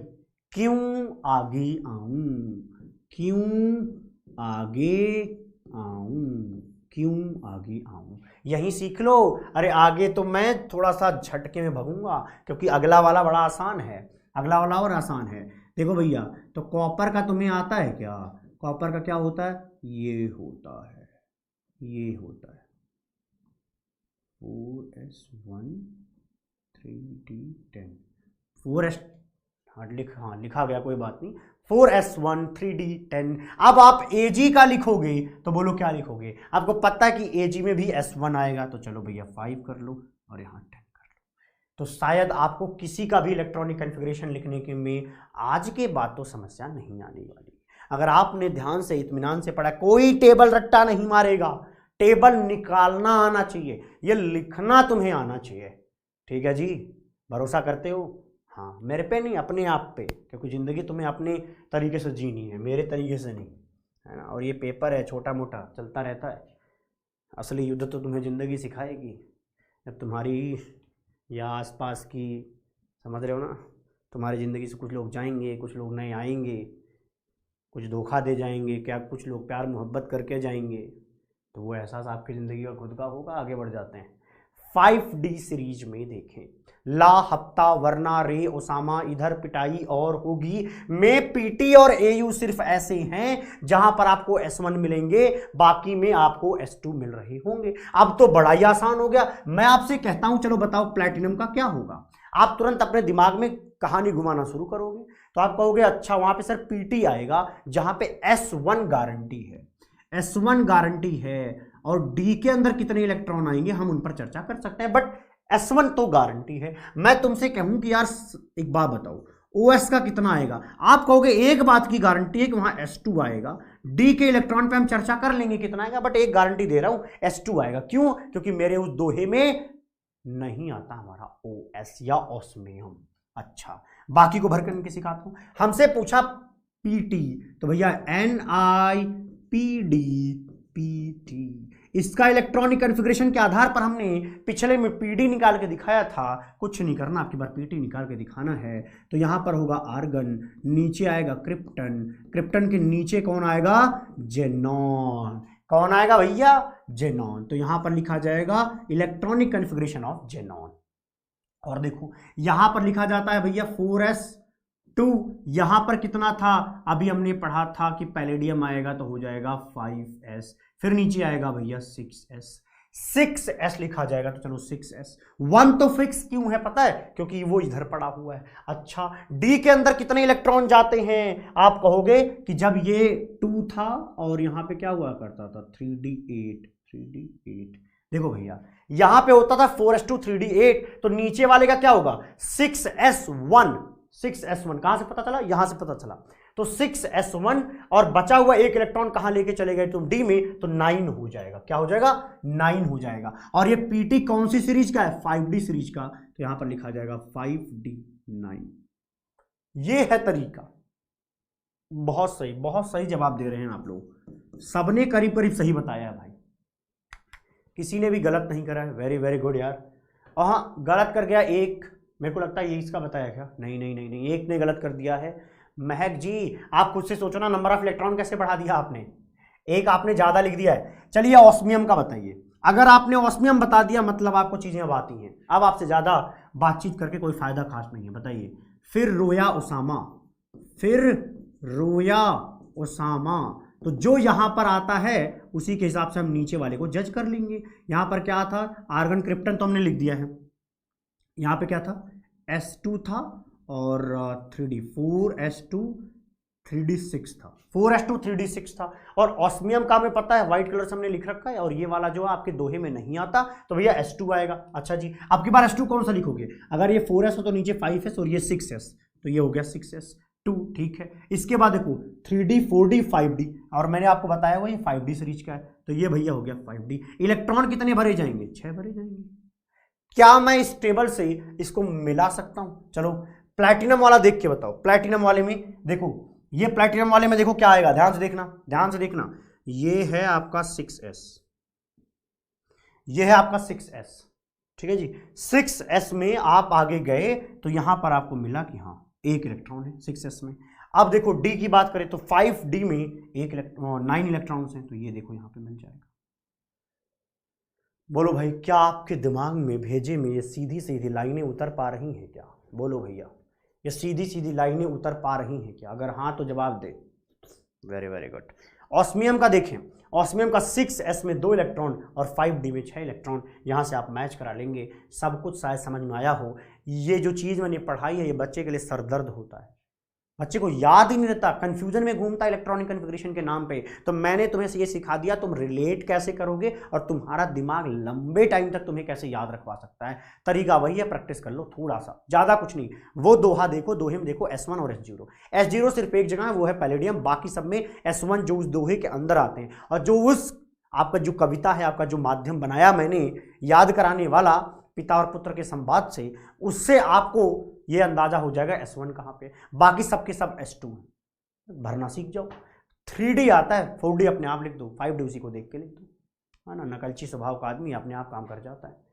यस, यानी कि ऊपर वाले आते हैं तो नीचे वाले निकल जाएंगे। हाँ ऑब्वियसली, और ऊपर वाले हमेशा तुम्हें आते हैं क्योंकि तुमने आज तक भैया सिर्फ 3D सीरीज सीखा था, तो बचपन से सीख रहे हो, उससे 55 तक आए हो यार, देख लो अब तक आ जाए। अब बोल दो कि सुपर डुपर क्लियर है क्या, बोलो भैया सुपर डुपर क्लियर है क्या, बोलो यार सुपर डुपर क्लियर है क्या। सत्यम देव जी कहते हैं निंजा टेक्निक है। Okay thank you Sarim Ansari साहब, थैंक यू। यहां तक की लाइन समझ में आ गई। ये सरदर्द था, मैंने उतार दिया है, मुझे पता है। आप घर पे बैठोगे इत्मीनान से और सबका खुद लिखोगे, 3D 4D 5D और 6D में से सिर्फ 2 AC और RF, उनके इलेक्ट्रॉनिक कॉन्फ़िगरेशन खुद बैठ के घर पे इत्मीनान से लिखना शुरू करो। ठीक है जी, कर लोगे?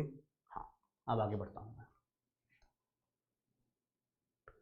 हूं, यहां पे देखो, इनको आपने देखा होगा कहीं ना कहीं, ये तो आपने देखा होगा Ni with H2,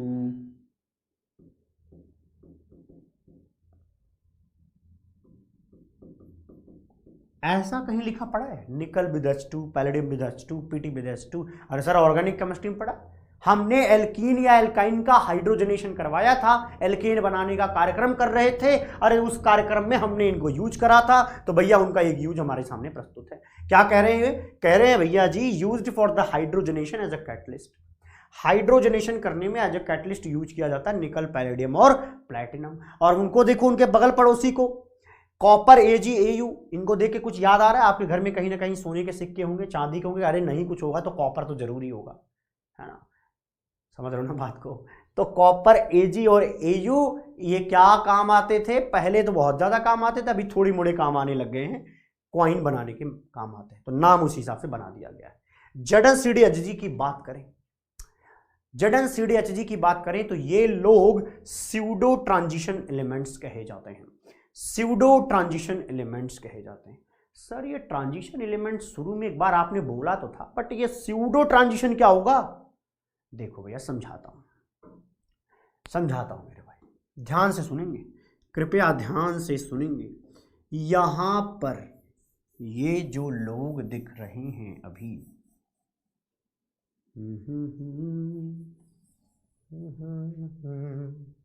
ये जो डी ब्लॉक के एलिमेंट्स हैं ना, ये जो डी ब्लॉक के एलिमेंट्स हैं, इनको हम ट्रांजिशन, सही लिखा क्या? ट्रांजिशन एलिमेंट्स कहते हैं, इनको हम ट्रांजिशन एलिमेंट्स कहते हैं। ये सारे के सारे लोग, सिर्फ मैंने किसको छोड़ा है? ZnCdHg को, इसको छोड़ दो, बाकी के सारे लोग ट्रांजिशन एलिमेंट्स कहलाते हैं, क्योंकि ये वेरिएबल ऑक्सीडेशन स्टेट शो करते हैं। वो एक ही ऑक्सीडेशन स्टेट में नहीं रहते, वो मल्टीपल ऑक्सीडेशन स्टेट्स में घूमते रहते हैं। ठीक है जी, कभी आयरन 2+ में, कभी आयरन 3+ में, इनमें नजर आता है, मतलब उसके एक से ज्यादा ऑक्सीडेशन स्टेट्स होते हैं, और उसके कई रीजन है। पहला बेसिक जो IUPAC ने डेफिनेशन दी है वो मैं आपके सामने प्रस्तुत कर देता हूं। IUPAC ये कहता है ट्रांजिशन मेटल्स वो मेटल्स होते हैं जिनके, ध्यान से सुनना, जिनके डी ऑर्बिटल्स कंप्लीटली फिल्ड नहीं होते हैं, जिनके डी ऑर्बिटल्स कंप्लीटली फिल्ड नहीं होते हैं। और आपको पता है ZnCdHg का अभी आपको निकाल के दिखाया गया था, यहां पर D10 इलेक्ट्रॉनिक कॉन्फ़िगरेशन आता है। अगर D10 आता है तो इनका D जो है कंप्लीटली फिल्ड है, और कंप्लीटली फिल्ड है तो ये ट्रांजिशन एलिमेंट्स नहीं कहलाएंगे, बाकी के सारे लोग ट्रांजिशन एलिमेंट्स कहलाएंगे। ठीक है जी, क्या आप मेरे साथ हैं? है ना जी। अब देखो होता क्या है, आपके पास ना दो चीजें आती है, ऐसे बोला जाएगा डी ब्लॉक एलिमेंट्स और कहा जाएगा ट्रांजिशन मेटल्स। ये दोनों में अंतर क्या है? देखो ये भाई साहब भी डी ब्लॉक के एलिमेंट है, ZnCdHg, ये डी ब्लॉक के अंदर तो ही है, लेकिन वो ट्रांजिशन मेटल्स नहीं है। बाकी के सारे लोग, ये जितने लोग आपको दिख रहे हैं, ये ट्रांजिशन मेटल भी हैं और डी ब्लॉक के अंदर तो रह ही रहे हैं, तो डी ब्लॉक के भी एलिमेंट्स वो हो जाएंगे। Okay, after 19 April could we see your recorded lecture. हमेशा देख सकते हो जब तक तुम्हारा एग्जाम नहीं होगा। ठीक है जी, उसके मतलब जब तक आपका मैथ तक का या आगे एक आध महीना चाहोगे तब भी खोल देंगे। आपका जब तक पेपर खत्म नहीं हो जाएगा तब तक ये रिकॉर्डेड लेक्चर्स आपके लिए प्रस्तुत रहेंगे, हमेशा रहेंगे। तो सो डोंट वरी कि नहीं कहीं गायब कर दोगे गुरुदेव आप। ठीक है जी, ओके। हिमांशु सिंह जी जो सवाल पूछ रहे हैं उसका जवाब मैं आगे देने वाला हूं, ठीक है जी, आगे आइए। अब मैं आपको समझाता हूं कि भैया जी ये डी ब्लॉक एलिमेंट्स में एक चीज लिखनी है,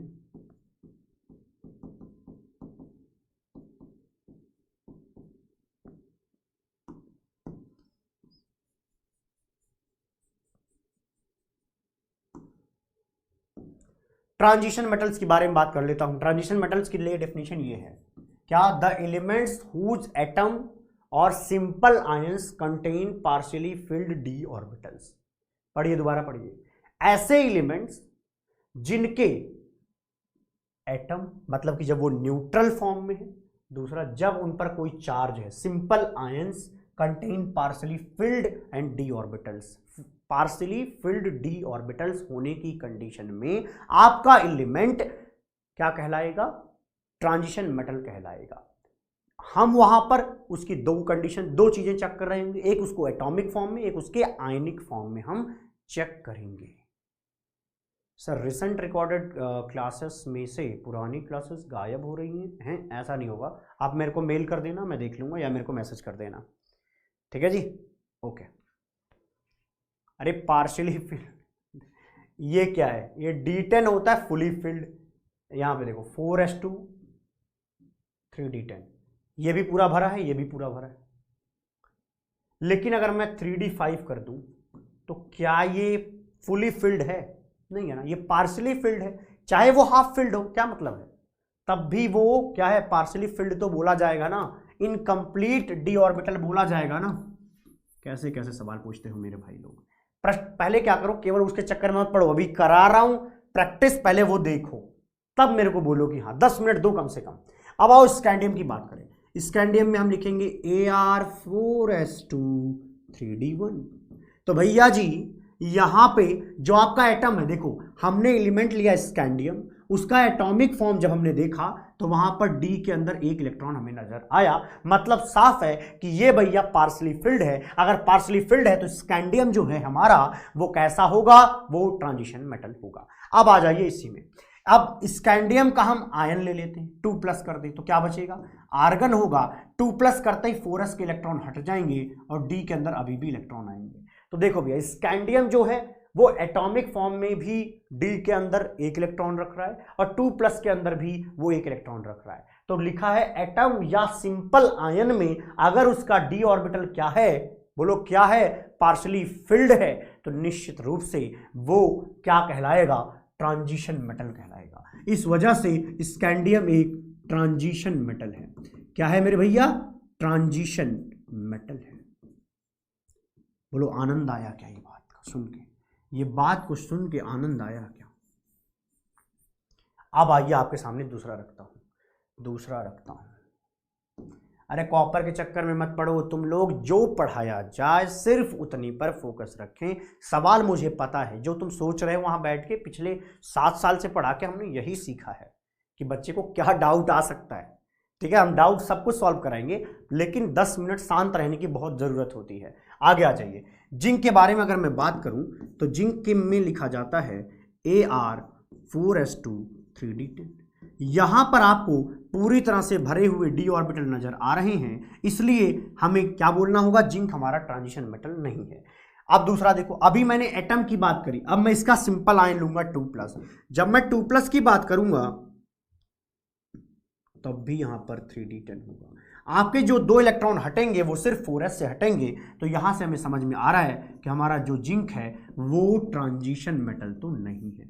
ट्रांजिशन मेटल तो नहीं, क्योंकि ट्रांजिशन मेटल के डेफिनेशन में के हिसाब से एटम और उसके सिंपल आयन में पार्शियली फिल्ड डी ऑर्बिटल्स होने चाहिए, लेकिन यहां पर इसके एटॉमिक फॉर्म में भी क्या दिख रहा है आपको? यहां पर आपको 3D10 दिख रहा है और यहां 2+ में भी 3D10 दिख रहा है।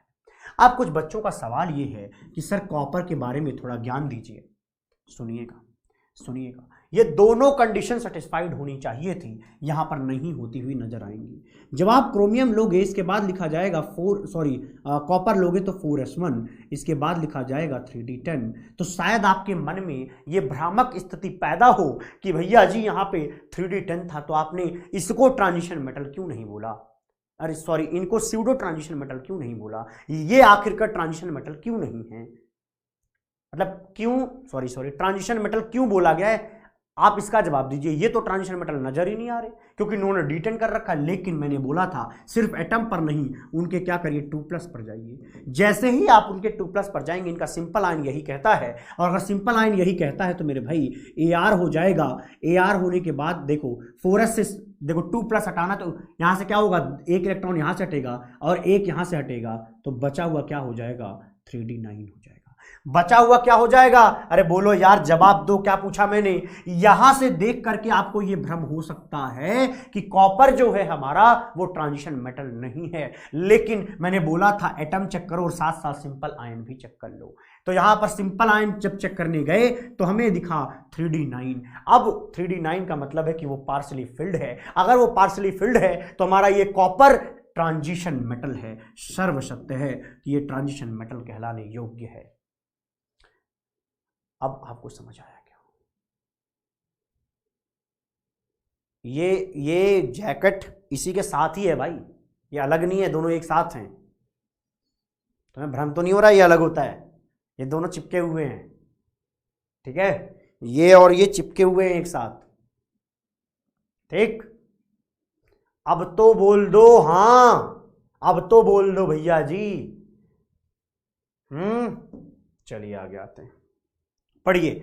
ऑल ट्रांजिशन एलिमेंट्स और डी ब्लॉक एलिमेंट्स, सारे के सारे ट्रांजिशन मेटल्स जो होंगे वो डी ब्लॉक एलिमेंट्स हैं। सही बात है, सही बात है भैया जी, है ना। आप जिंक ZnCdHg को छोड़कर बाकी के जितने भी ट्रांजिशन मेटल्स थे, ये तो है नहीं, बाकी के जितने भी थे वो तो डी ब्लॉक के एलिमेंट हैं ही, तो एकदम लाइन सही है। But not all D block elements are transition element, ये भी सही है, क्योंकि डी ब्लॉक एलिमेंट के अंदर ZnCdHg भी आता है जो कि ट्रांजिशन मेटल नहीं है। अरे अब तो बोल दो, बुद्धि खुल चुकी है। सिंपल आयन का मतलब ऐसे बनाना है सर।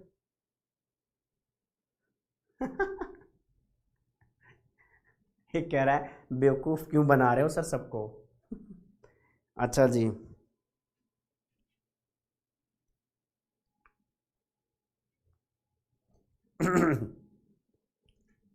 आगे आ जाते हैं। इसको मैं कभी पहनता नहीं हूं, जब क्लास रहती है तभी पहनता हूं, बात एक्चुअली ये है। ओके, अब आगे आ जाते हैं, और मुझे अच्छा लगता है इसमें क्लास लेना। अब आ गया ये वाई ZnCd। अब ये मैं नहीं पढ़ा रहा भाई, ये आंसर खुद लिखो। ये बाप रे, इतना बार पढ़ा दिया कि थक गया मैं एक लाइन को बोलते बोलते। अब आगे आ जाइए, सुपर डुपर समझ में आए ना तो जरूर बताइएगा। अब अगले पर आते हैं। अब आपसे पूछा जाता है ऑक्सीडेशन स्टेट, क्या ये वेरिएबल ऑक्सीडेशन स्टेट रखते हैं, तो जवाब है हाँ। वेरिएबल का मतलब एक से ज़्यादा रख सकते हैं, लेकिन जैसे मान लो मेरे पास सोडियम है, सोडियम एस ब्लॉक का एलिमेंट है, और हमें पता है सोडियम अगर आयन भी बनाएगा तो सिर्फ Na+ बनाएगा, वो कभी भी Na2+ Na3+ ऐसा कोई आयन बना करके नेचर में एग्जिस्ट नहीं करता। तो भैया जी ये संभव नहीं है, सिर्फ और सिर्फ ओनली एंड ओनली एक ही आयन बनता है। इसलिए बोला जाता है कि भैया जी ये जो सोडियम है ना, वो सिर्फ +1 ऑक्सीडेशन स्टेट रखता है, उसका वेरिएबल ऑक्सीडेशन स्टेट नहीं रखता है। अरे गर्मी नहीं आई है, यहाँ एसी चलती है, एसी में ठंडी लगती है जोरदार, ठीक है जी, ये उतारते ठंडी लगेगी। अब आगे पढ़ो तुम नालायकों, तुम्हें मुद्दे से भटकाने में माहिर हो गए हो तुम, तुम्हें महारत हासिल है। आगे आइए, ये जो हमारा कैल्शियम है इसमें भैया जी +2 ऑक्सीडेशन स्टेट आएगा। क्या आएगा, +2 ऑक्सीडेशन स्टेट आएगा, ठीक है जी, हमेशा +2 आएगा, इसके अलावा इसका कुछ नहीं मिलने वाला, तो इसका फिक्स हो रहा होता है। आगे आइए, लेकिन जो हमारा आयरन है, आयरन Fe2+ भी बनाता है, फेरस आयन बनाता है, और दूसरा फेरिक आयन Fe+3 बनाता है। भैया जी हमारा जो आयरन है वो दो डिफरेंट ऑक्सीडेशन स्टेट +2 और +3 में एग्जिस्ट करता है, +2 और +3 में एग्जिस्ट करता है। क्या आपको आनंद आया क्या, बोलो भैया आपको आनंद आया क्या।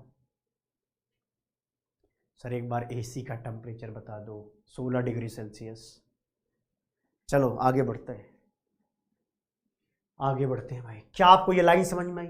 अब देखो, अगर जो हमारा ये Fe है, वो जो Fe है वो ट्रांजिशन मेटल है, और ये भैया जो ट्रांजिशन मेटल है वो एक से ज्यादा ऑक्सीडेशन स्टेट शो कर रहा है, मतलब वो वेरिएशन कर सकता है, अपने ऑक्सीडेशन स्टेट को बदल सकता है। कभी अगर +2 पे है तो +3 में जाएगा, +3 में है तो +2 में जाएगा। तो ये वजह है उसका, ये वजह है कि हम कहते हैं कि हमारी जो ट्रांजिशन मेटल्स होते हैं वो वेरिएबल ऑक्सीडेशन स्टेट शो करते हैं।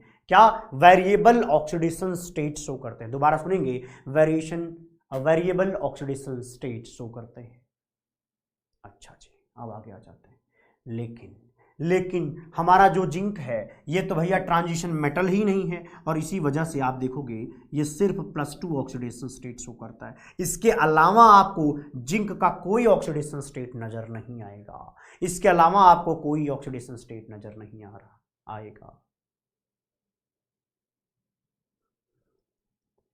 कोई बात नहीं, ओके, आगे बढ़ें। तेजस्विनी जी आगे बढ़ जाएं। अब आप मेरी एक बात से सहमत हो चुके होंगे कि ये वेरिएबल ऑक्सीडेशन स्टेट शो करते हैं कौन लोग? Transition metals. बोलो, क्या मैं ये कह दूं कि वेरिएबल ऑक्सीडेशन स्टेट शो करते हैं ट्रांजिशन मेटल्स? क्या आप मेरी इस बात से आप सहमत होंगे? जरूर सहमत होंगे। आगे आ जाते हैं।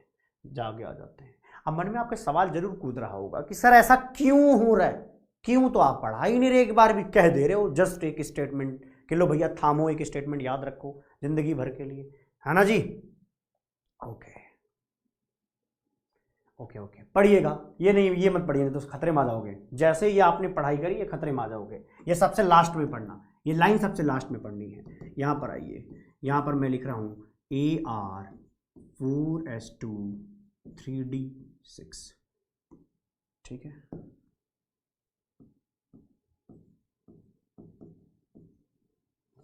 Ar4s2 3d6। बोलो जी, क्या हालचाल? आगे बढ़ाया जाए? आगे तुम बोलो, मतलब ये है मैं वेट कर रहा हूं। जब मैं पूछूं क्या हालचाल, मैं समझ जाओगे कुछ खतरा आने वाला तुम्हारे ऊपर। चलो बताओ भाई, 2 प्लस करेंगे, यहां से जाएगा तो ये 3d6 हो जाएगा। अब आप यहां पे आइए, जैसे ही आप 3 प्लस करेंगे, 3 प्लस का मतलब क्या हो गया? ये 3d5 हो जाएगा। ये क्या हो जाएगा? ये 3d5 हो जाएगा। ध्यान दे लो भैया, इधर ध्यान दे लो एक बार। चलो ध्यान दो सबके सब। Okay, thank you Dhruvika, thank you. बस आपको समझाना, यही तो एक टीचर का काम है। टीचर का काम है चीज़ों को सिंप्लीफाइड, बल्कि मैं तो ओवर सिंप्लीफाई कर देता हूँ कि बच्चे को ऐसे पानी की तरह, जैसे पानी पीता है, कोई मेहनत लगती है? नहीं लगती। उसी तरीके से कॉन्सेप्ट सीधा सीधा दिमाग में स्ट्राइक करे, लंबे टाइम तक टिका रहे। कोई तरीका हो तो तरीका बताओ, है ना जी? क्योंकि कभी कुछ दिनों पहले, मतलब 7 साल पहले, हम भी उधर ही बैठा करते थे। हम भी अपने टीचर से यही एक्सपेक्ट करते थे, भाई क्यों बोर कर रहा है यार D&F ब्लॉक को पढ़ा के, एक बार वो समझा तो दो कुछ। हमारे मास्टर लोग पता नहीं कि ग्रह दुनिया से आए थे, वो बुक ला के कहते कि सब लोग अपना बुक लाते थे। चलो भाई, पहली लाइन पढ़ो, हाँ ये हो गया, दूसरी लाइन पढ़ो, ये हो गया। देखो, वेरिएबल ऑक्सीडेशन स्टेट मतलब जो बदल जाता है ऑक्सीडेशन स्टेट। चलो पेज खत्म, आगे बढ़ो। इस तरीके से तो हमने D&F पढ़ा है, S ब्लॉक पढ़ा है, P ब्लॉक पढ़ा है, बट हमारे साथ एक अच्छी घटना ये हुई कि हम पहुंच गए भैया IIT। और IIT जाने पे हमें P ब्लॉक, एक टीचर हैं हमारे बहुत ही प्यारे, उन्होंने पढ़ाया। आप भी सर्च मारना गूगल पे, AJ इलियास, क्या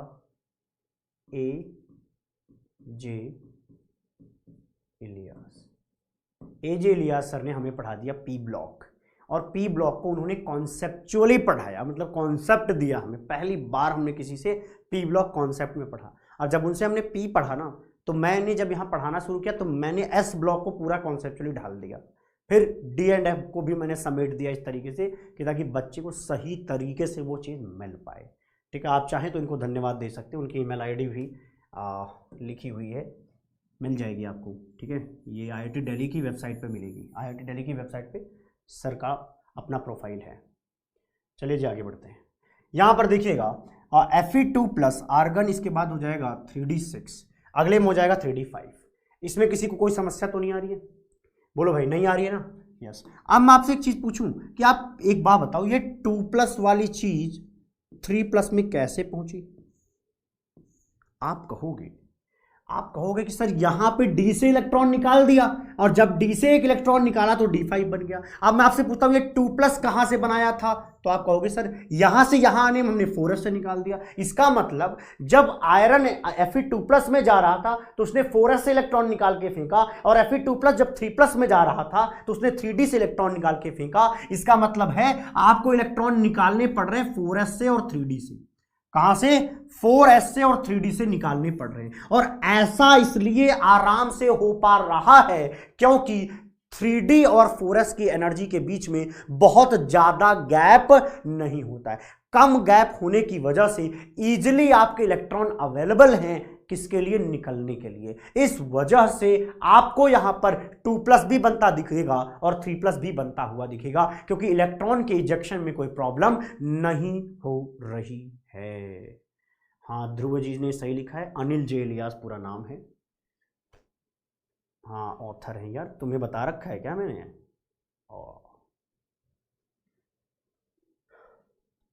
और क्या लिखा है सर? आपको डिवाइड कर रहे हैं, अच्छा डेविएट कर रहे हैं, कोई बात नहीं कोई बात नहीं, हमने अच्छी बात बताई है। गुरुजी के लोगों का नाम लेना कतई बुरी बात नहीं है। ठीक है जी, आगे बढ़ते हैं। कभी तुम भी भविष्य में बताया करोगे, मुझे ऐसा लग रहा है बताया करोगे कि कोई था जो हमें D&F ब्लॉक समझा चुका था, जो समझाता था at least P block S block, जिनको यूजली कह देते हैं चलो रट लो सब कुछ, है ना जी। ये कहानी समझ में आ गई होगी। अब ऊपर पढ़ेंगे, due to similar energies of NS, जैसे यहां पे 4s, N-1d जैसे यहां पे 3d, ऑर्बिटल्स के जो इलेक्ट्रॉन्स है वो both can participate to show the variable oxidation state, क्योंकि इनके एनर्जी के बीच में कोई गैप नहीं है ज्यादा। इस वजह से अगर जरूरत है तो 2 इलेक्ट्रॉन भी निकलेगा, अगर जरूरत है तो 3 इलेक्ट्रॉन भी निकलेगा। तो ये सब पॉसिबिलिटीज इसलिए हो पा रही हैं क्योंकि 4s और 3d के बीच में बहुत ज्यादा गैप नहीं है। अच्छा, अब आइए आगे बढ़ते हैं। आइए भैया जी आगे बढ़ते हैं।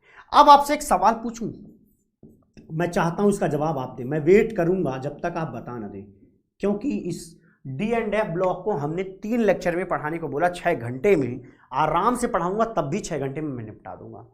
ठीक है जी, तो निश्चिंत रहिएगा, जितना पढ़ाया जा रहा है वो सब पढ़ते समझते चलिए। चलिए आगे देखिए, मैं आपसे पूछ रहा हूं बताओ इनमें से ज्यादा स्टेबल कौन है? कैसे पता करोगे? उसके करंट इलेक्ट्रॉनिक कॉन्फ़िगरेशन को देख लो। अभी यहां पर ये इलेक्ट्रॉनिक कॉन्फ़िगरेशन है और 3+ में ये इलेक्ट्रॉनिक कॉन्फ़िगरेशन है, तो सवाल का जवाब आप बताएंगे क्या होगा? कौन सा ज्यादा स्टेबल होगा गैसियस स्टेट में? कौन सा ज्यादा स्टेबल होगा? बोलो भैया, अरे अब तो बोल दो यार, बोल दो भैया, क्या होगा जवाब? आप कहोगे Fe3+ ज्यादा स्टेबल है सर। इस तरीके से इलेक्ट्रॉनिक कॉन्फ़िगरेशन देख लो ना। अरे कहाँ से जवाब लाया मैंने भैया? कोई ऐसा तो नहीं हमारे घर की खेती है, जहाँ से मन करेगा वहीं से बोल देंगे।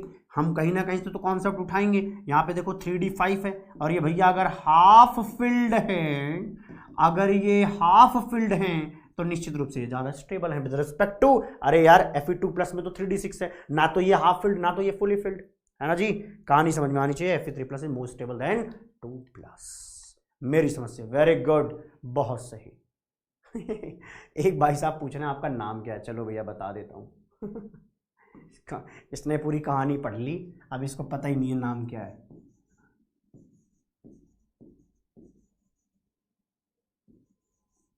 ये पहली शायद लाइन में पहले ही उस PPT पे आता है ये।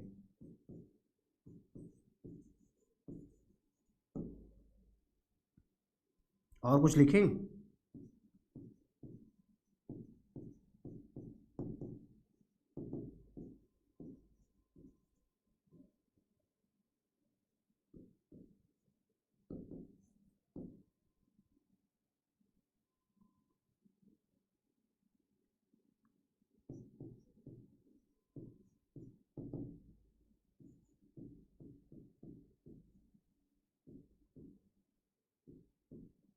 और कुछ लिखें?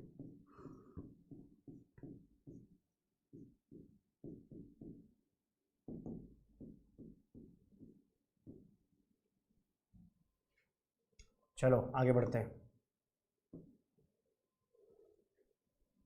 हाँ, एक चीज़ और मैं बताना चाहूँगा, IIT दिल्ली का खास बात, ज्वालामुखी हॉस्टल। ठीक है भैया, जाके रहना है यहाँ जरूर, कुछ न करना, एक आध 2 रात जाके गुजाराना ज्वालामुखी हॉस्टल में। हमारे नाम पे कुछ नहीं देंगे, डोंट वरी, तो मैं कुछ पढ़ लिख के जाना पड़ेगा वहाँ पे। ठीक है, अब तो नहीं पूछोगे ना भाई? हाँ अच्छा जी, अब आगे बढ़ जाएं।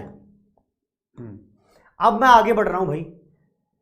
एक्वस सॉल्यूशन में हो स्टेबल Fe2+, Fe3+। अगर एक्वस की बात करेंगे ना तो Fe3+ वाला ज़्यादा स्टेबल हो जाता है, पानी के अंदर जाते ही ज़्यादा आयन वाली चीज़ें होती है। बट आपसे जब सवाल पूछा जाएगा रिलेवेंट, तो मैं जान रहा हूँ यही आता है Fe2+, 3+, तो आप याद रखना यही लिखना है आपको, है ना। वो कॉपर से रिलेटेड क्वेश्चन आता है, कॉपर से रिलेटेड एक क्वेश्चन आता है। क्या होता है ना, क्वेश्चन भी इन्होंने फिक्स कर रखे हैं, आपको सच बताऊँ तो कॉपर से रिलेटेड क्वेश्चन आता है, उसमें वो सवाल आ रहा होता है। अच्छा जी,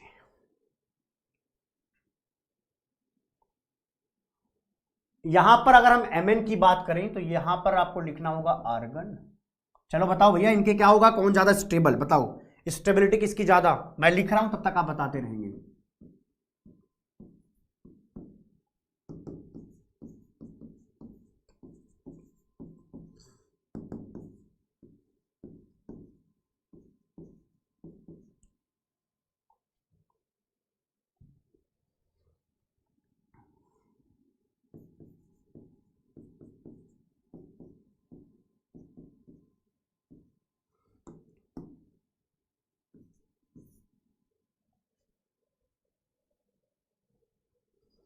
अरे भैया, OM का फुल फॉर्म नहीं है यार, ओम, ओम बोलते हैं घर में। ओम नाम नहीं सुना क्या आज तक?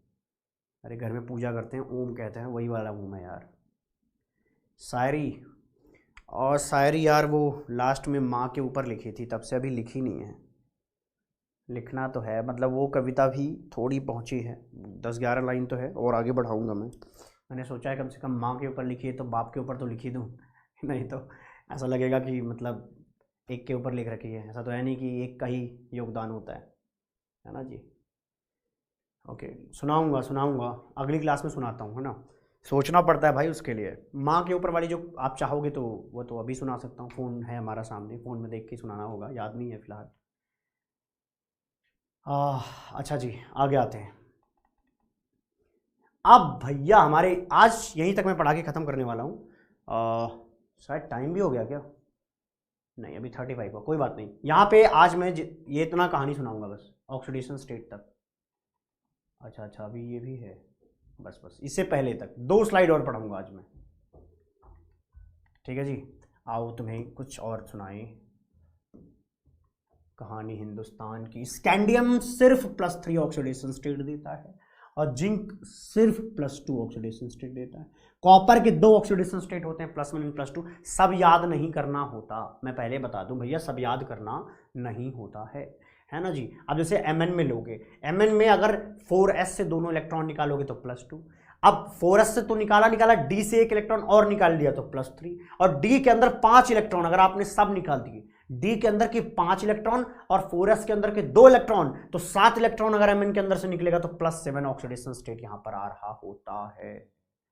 ठीक है जी, ओके ओके, ठीक है जी, कोई दिक्कत तो नहीं है। आपको ये समझ में आ रहा है क्या कि यहां पे Mn में क्या आएगा, मैक्सिमम ऑक्सीडेशन स्टेट +5, क्रोमियम में आएगा +6। ठीक है जी, क्रोमियम में कितना आएगा, +6, यही इंपॉर्टेंट है। और वैनेडियम में आता है +5, वैनेडियम में +5, टाइटेनियम में +4। तो देख लो, मैक्सिमम ऑक्सीडेशन स्टेट ऐसे ड्रॉप करता हुआ दिख रहा है, ए +3, +4, +5, +6, +7। और ये जो टेंडेंसी है बस इतने तक समझना है, अपने को रटना नहीं है, एक बार से थोड़ा थोड़ा सा झलक मिल जाए बस इस बात की, है ना जी। आगे आ जाते हैं, आगे आ जाते हैं भैया जी। कॉपर का तो आपको पता होता है +1 +2, उसमें कोई दिक्कत भी नहीं है, बाकी को आपको रटना ही नहीं है ना। अब आइए, मोस्ट कॉमन ऑक्सीडेशन स्टेट, आपको इसमें सब जगह +2 नजर आ रहा होगा, मतलब सब नहीं, मैक्सिमम जगह +2 नजर आ रहा है क्या, बोलो। मैक्सिमम जगह यहां पे +2 नजर आएगा, तो most common oxidation state in 3D is +2। अनुराग कुमार जी, पूरा नाम कैसे पता है आपको, कैसे जानते हो यार? आगे आ जाओ, हाईएस्ट ऑक्सीडेशन स्टेट आता है Mn का जो कि होता है +7। 3D के अंदर कितना आता है मैक्सिमम +7। बोलो यार क्या आता है +7। रेड पेन यूज कर दो प्लीज। अरे नहीं नहीं रेड दिखता नहीं है, ब्लैक पे रेड बहुत गंदा होता है, अच्छा नहीं लगेगा, है ना जी। आइए हाईएस्ट ऑक्सीडेशन स्टेट, अगर मैं 4D, ध्यान से सुनना, 4D/5D इन सब पे बात करूं तो मैक्सिमम ऑक्सीडेशन स्टेट +8 आता है। 3D के अंदर मैक्सिमम Mn का आता है जो कि आता है +7, लेकिन अगर 4D 5D की बात करूंगा तो Ru और OS के +8 ऑक्सीडेशन स्टेट आते हैं। तो जितना इंफॉर्मेशन यहां पर लिखा गया है हर एक शब्द पर आपकी पकड़ होनी चाहिए। शायरी नहीं, मम्मी पर आपकी जो कविता लिखी गई वो आपको सुना दी जाएगी, क्योंकि मम्मी तो सबकी एक जैसी ही होती हैं, है ना जी। ममता की मूर्त होती है, अभी सुनाता हूँ 2 मिनट में, फिलहाल ये देख लो एक बार यार। अब आगे बढ़ जाऊं। ऑक्सीडेशन स्टेट, ये एक लाइन है जो आपको पहचानी है क्या, the heavy elements in D block, रुको यार, the heavy elements in D block are stable at higher oxidation state. जो हैवी एलिमेंट्स हैं, भैया हैवी का मतलब समझो, जैसे ये है क्रोमियम, क्राइम मोटिवाइफ लिखा, तो ऊपर से नीचे जाएंगे तो एटॉमिक मास बढ़ेगा, अगर मास नीचे जाने पर बढ़ रहा है मतलब वो हैवी हो रहा है। तो ये है कहने का मतलब हैवी एलिमेंट मतलब नीचे लिखे हुए एलिमेंट। 3D से 4D वाला ज्यादा हैवी, 4D से 5D वाला ज्यादा हैवी होगा। ओके अनुराग, ओके समझ गया मैं। अब कुछ बच्चे सोच रहे होंगे अनुराग कौन है सर, किसका नाम ले रहे हो, ये जहां मैं पहले पढ़ाया करता था वहां का स्टूडेंट निकला, कोई बात नहीं, अच्छी बात है, आइए स्वागतम। क्राइम मोटिवाइफ में हमने ये बात समझी कि ऊपर से नीचे जाएंगे ना तो हायर ऑक्सीडेशन स्टेट की स्टेबिलिटी बढ़ेगी, हायर ऑक्सीडेशन स्टेट की स्टेबिलिटी क्या होगी, बढ़ेगी, हायर ऑक्सीडेशन स्टेट की स्टेबिलिटी बढ़ेगी। जैसे क्रोमियम का हायर क्या होता है, क्रोमियम जब अपनी पीक पे होगा तो वो +6 ऑक्सीडेशन स्टेट रखेगा, पूरी फैमिली का अगर मैं +6 लिख दूं, +6, तो सबसे ज्यादा स्टेबल ऑक्सीडेशन स्टेट किनके होंगे, इनके होंगे, नीचे वालों के होंगे विद रिस्पेक्ट टू क्रोमियम के। क्रोमियम के +6 से ज्यादा स्टेबल है ये नीचे के +6 वाले, ये बात जस्ट एक बार याद कर लेनी है। ओके अब आगे बढ़ जाएं, ये बात कल पढ़ाई जाएगी आपको मैग्नेटिक प्रॉपर्टी। मैं आपसे एक बात और बोल रहा हूं भैया जी, आप जब कल क्लास में आए तो कोऑर्डिनेशन केमिस्ट्री पूरा खत्म करके ही आए, क्योंकि कल मैं कोऑर्डिनेशन केमिस्ट्री इतनी बार बोलूंगा कि आपने अगर पढ़ा नहीं होगा तो आपके सर में इतना दर्द होगा कि आपके 2-3 दिन तक उतरेगा नहीं कि भैया पता नहीं क्या पढ़ा दिया, हम तो मानते थे कि ठीक ठाक टीचर हैं और यहाँ पे पता नहीं क्या कर रहे हैं। तो भैया कोऑर्डिनेशन केमिस्ट्री अच्छी तरीके से पढ़ के निपटा के कल आना।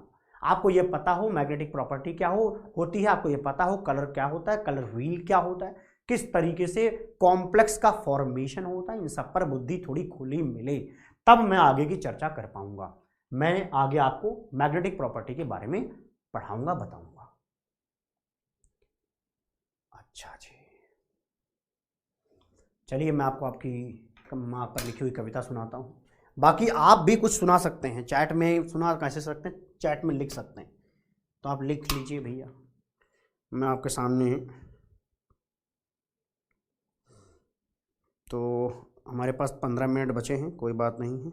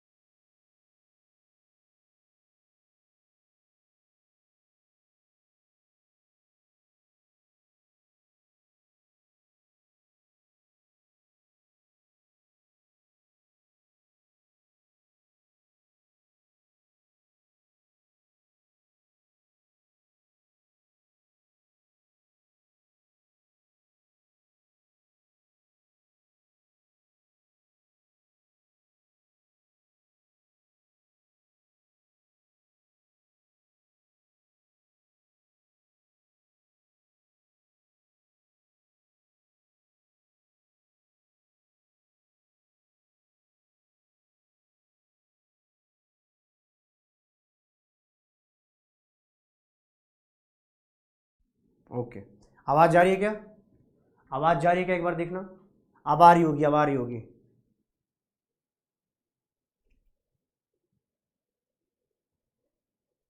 आवाज़ आ रही है, एक बार देख लो, आवाज़ आ रही है।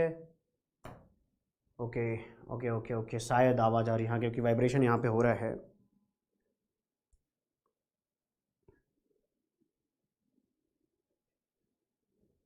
चलो एक चीज़ सुनाता हूँ, अक्सर मैं सुनाता हूँ इस बैचेस में, ये सुन लो तुम। कभी माँ के ऊपर बड़ा है वो कभी और सुनाएंगे। ये जो पल है ये, जो पल है ये जी भर के जी, इस पल को तू न कल पे टाल। जो पल है ये, मतलब जो समय है ये, जो पल है ये जी भर के जी, इस पल को तू न कल पे टाल। फल हो कुछ भी, फल हो कुछ भी पर इसमें तुम, सॉरी गड़बड़ हो गया। फल हो कुछ भी पर तुम इसमें खुद को झोंक डाल। निराश मन हो या मौन अधर, निराश मन हो या मौन अधर, या कुटिल यादों का माया जाल, इन सब पर विजय मिले तुझको, इन सब पर विजय मिले तुझको, कुछ रंग बिखेर तू ऐसे लाल। जो पल है ये जी भर के जी, इस पल को तू न कल पे टाल। मिलते हैं अगली वीडियो में, तब तक के लिए खुश रहिए, प्रसन्न रहिए, बाय बाय, टेक केयर। ठीक है।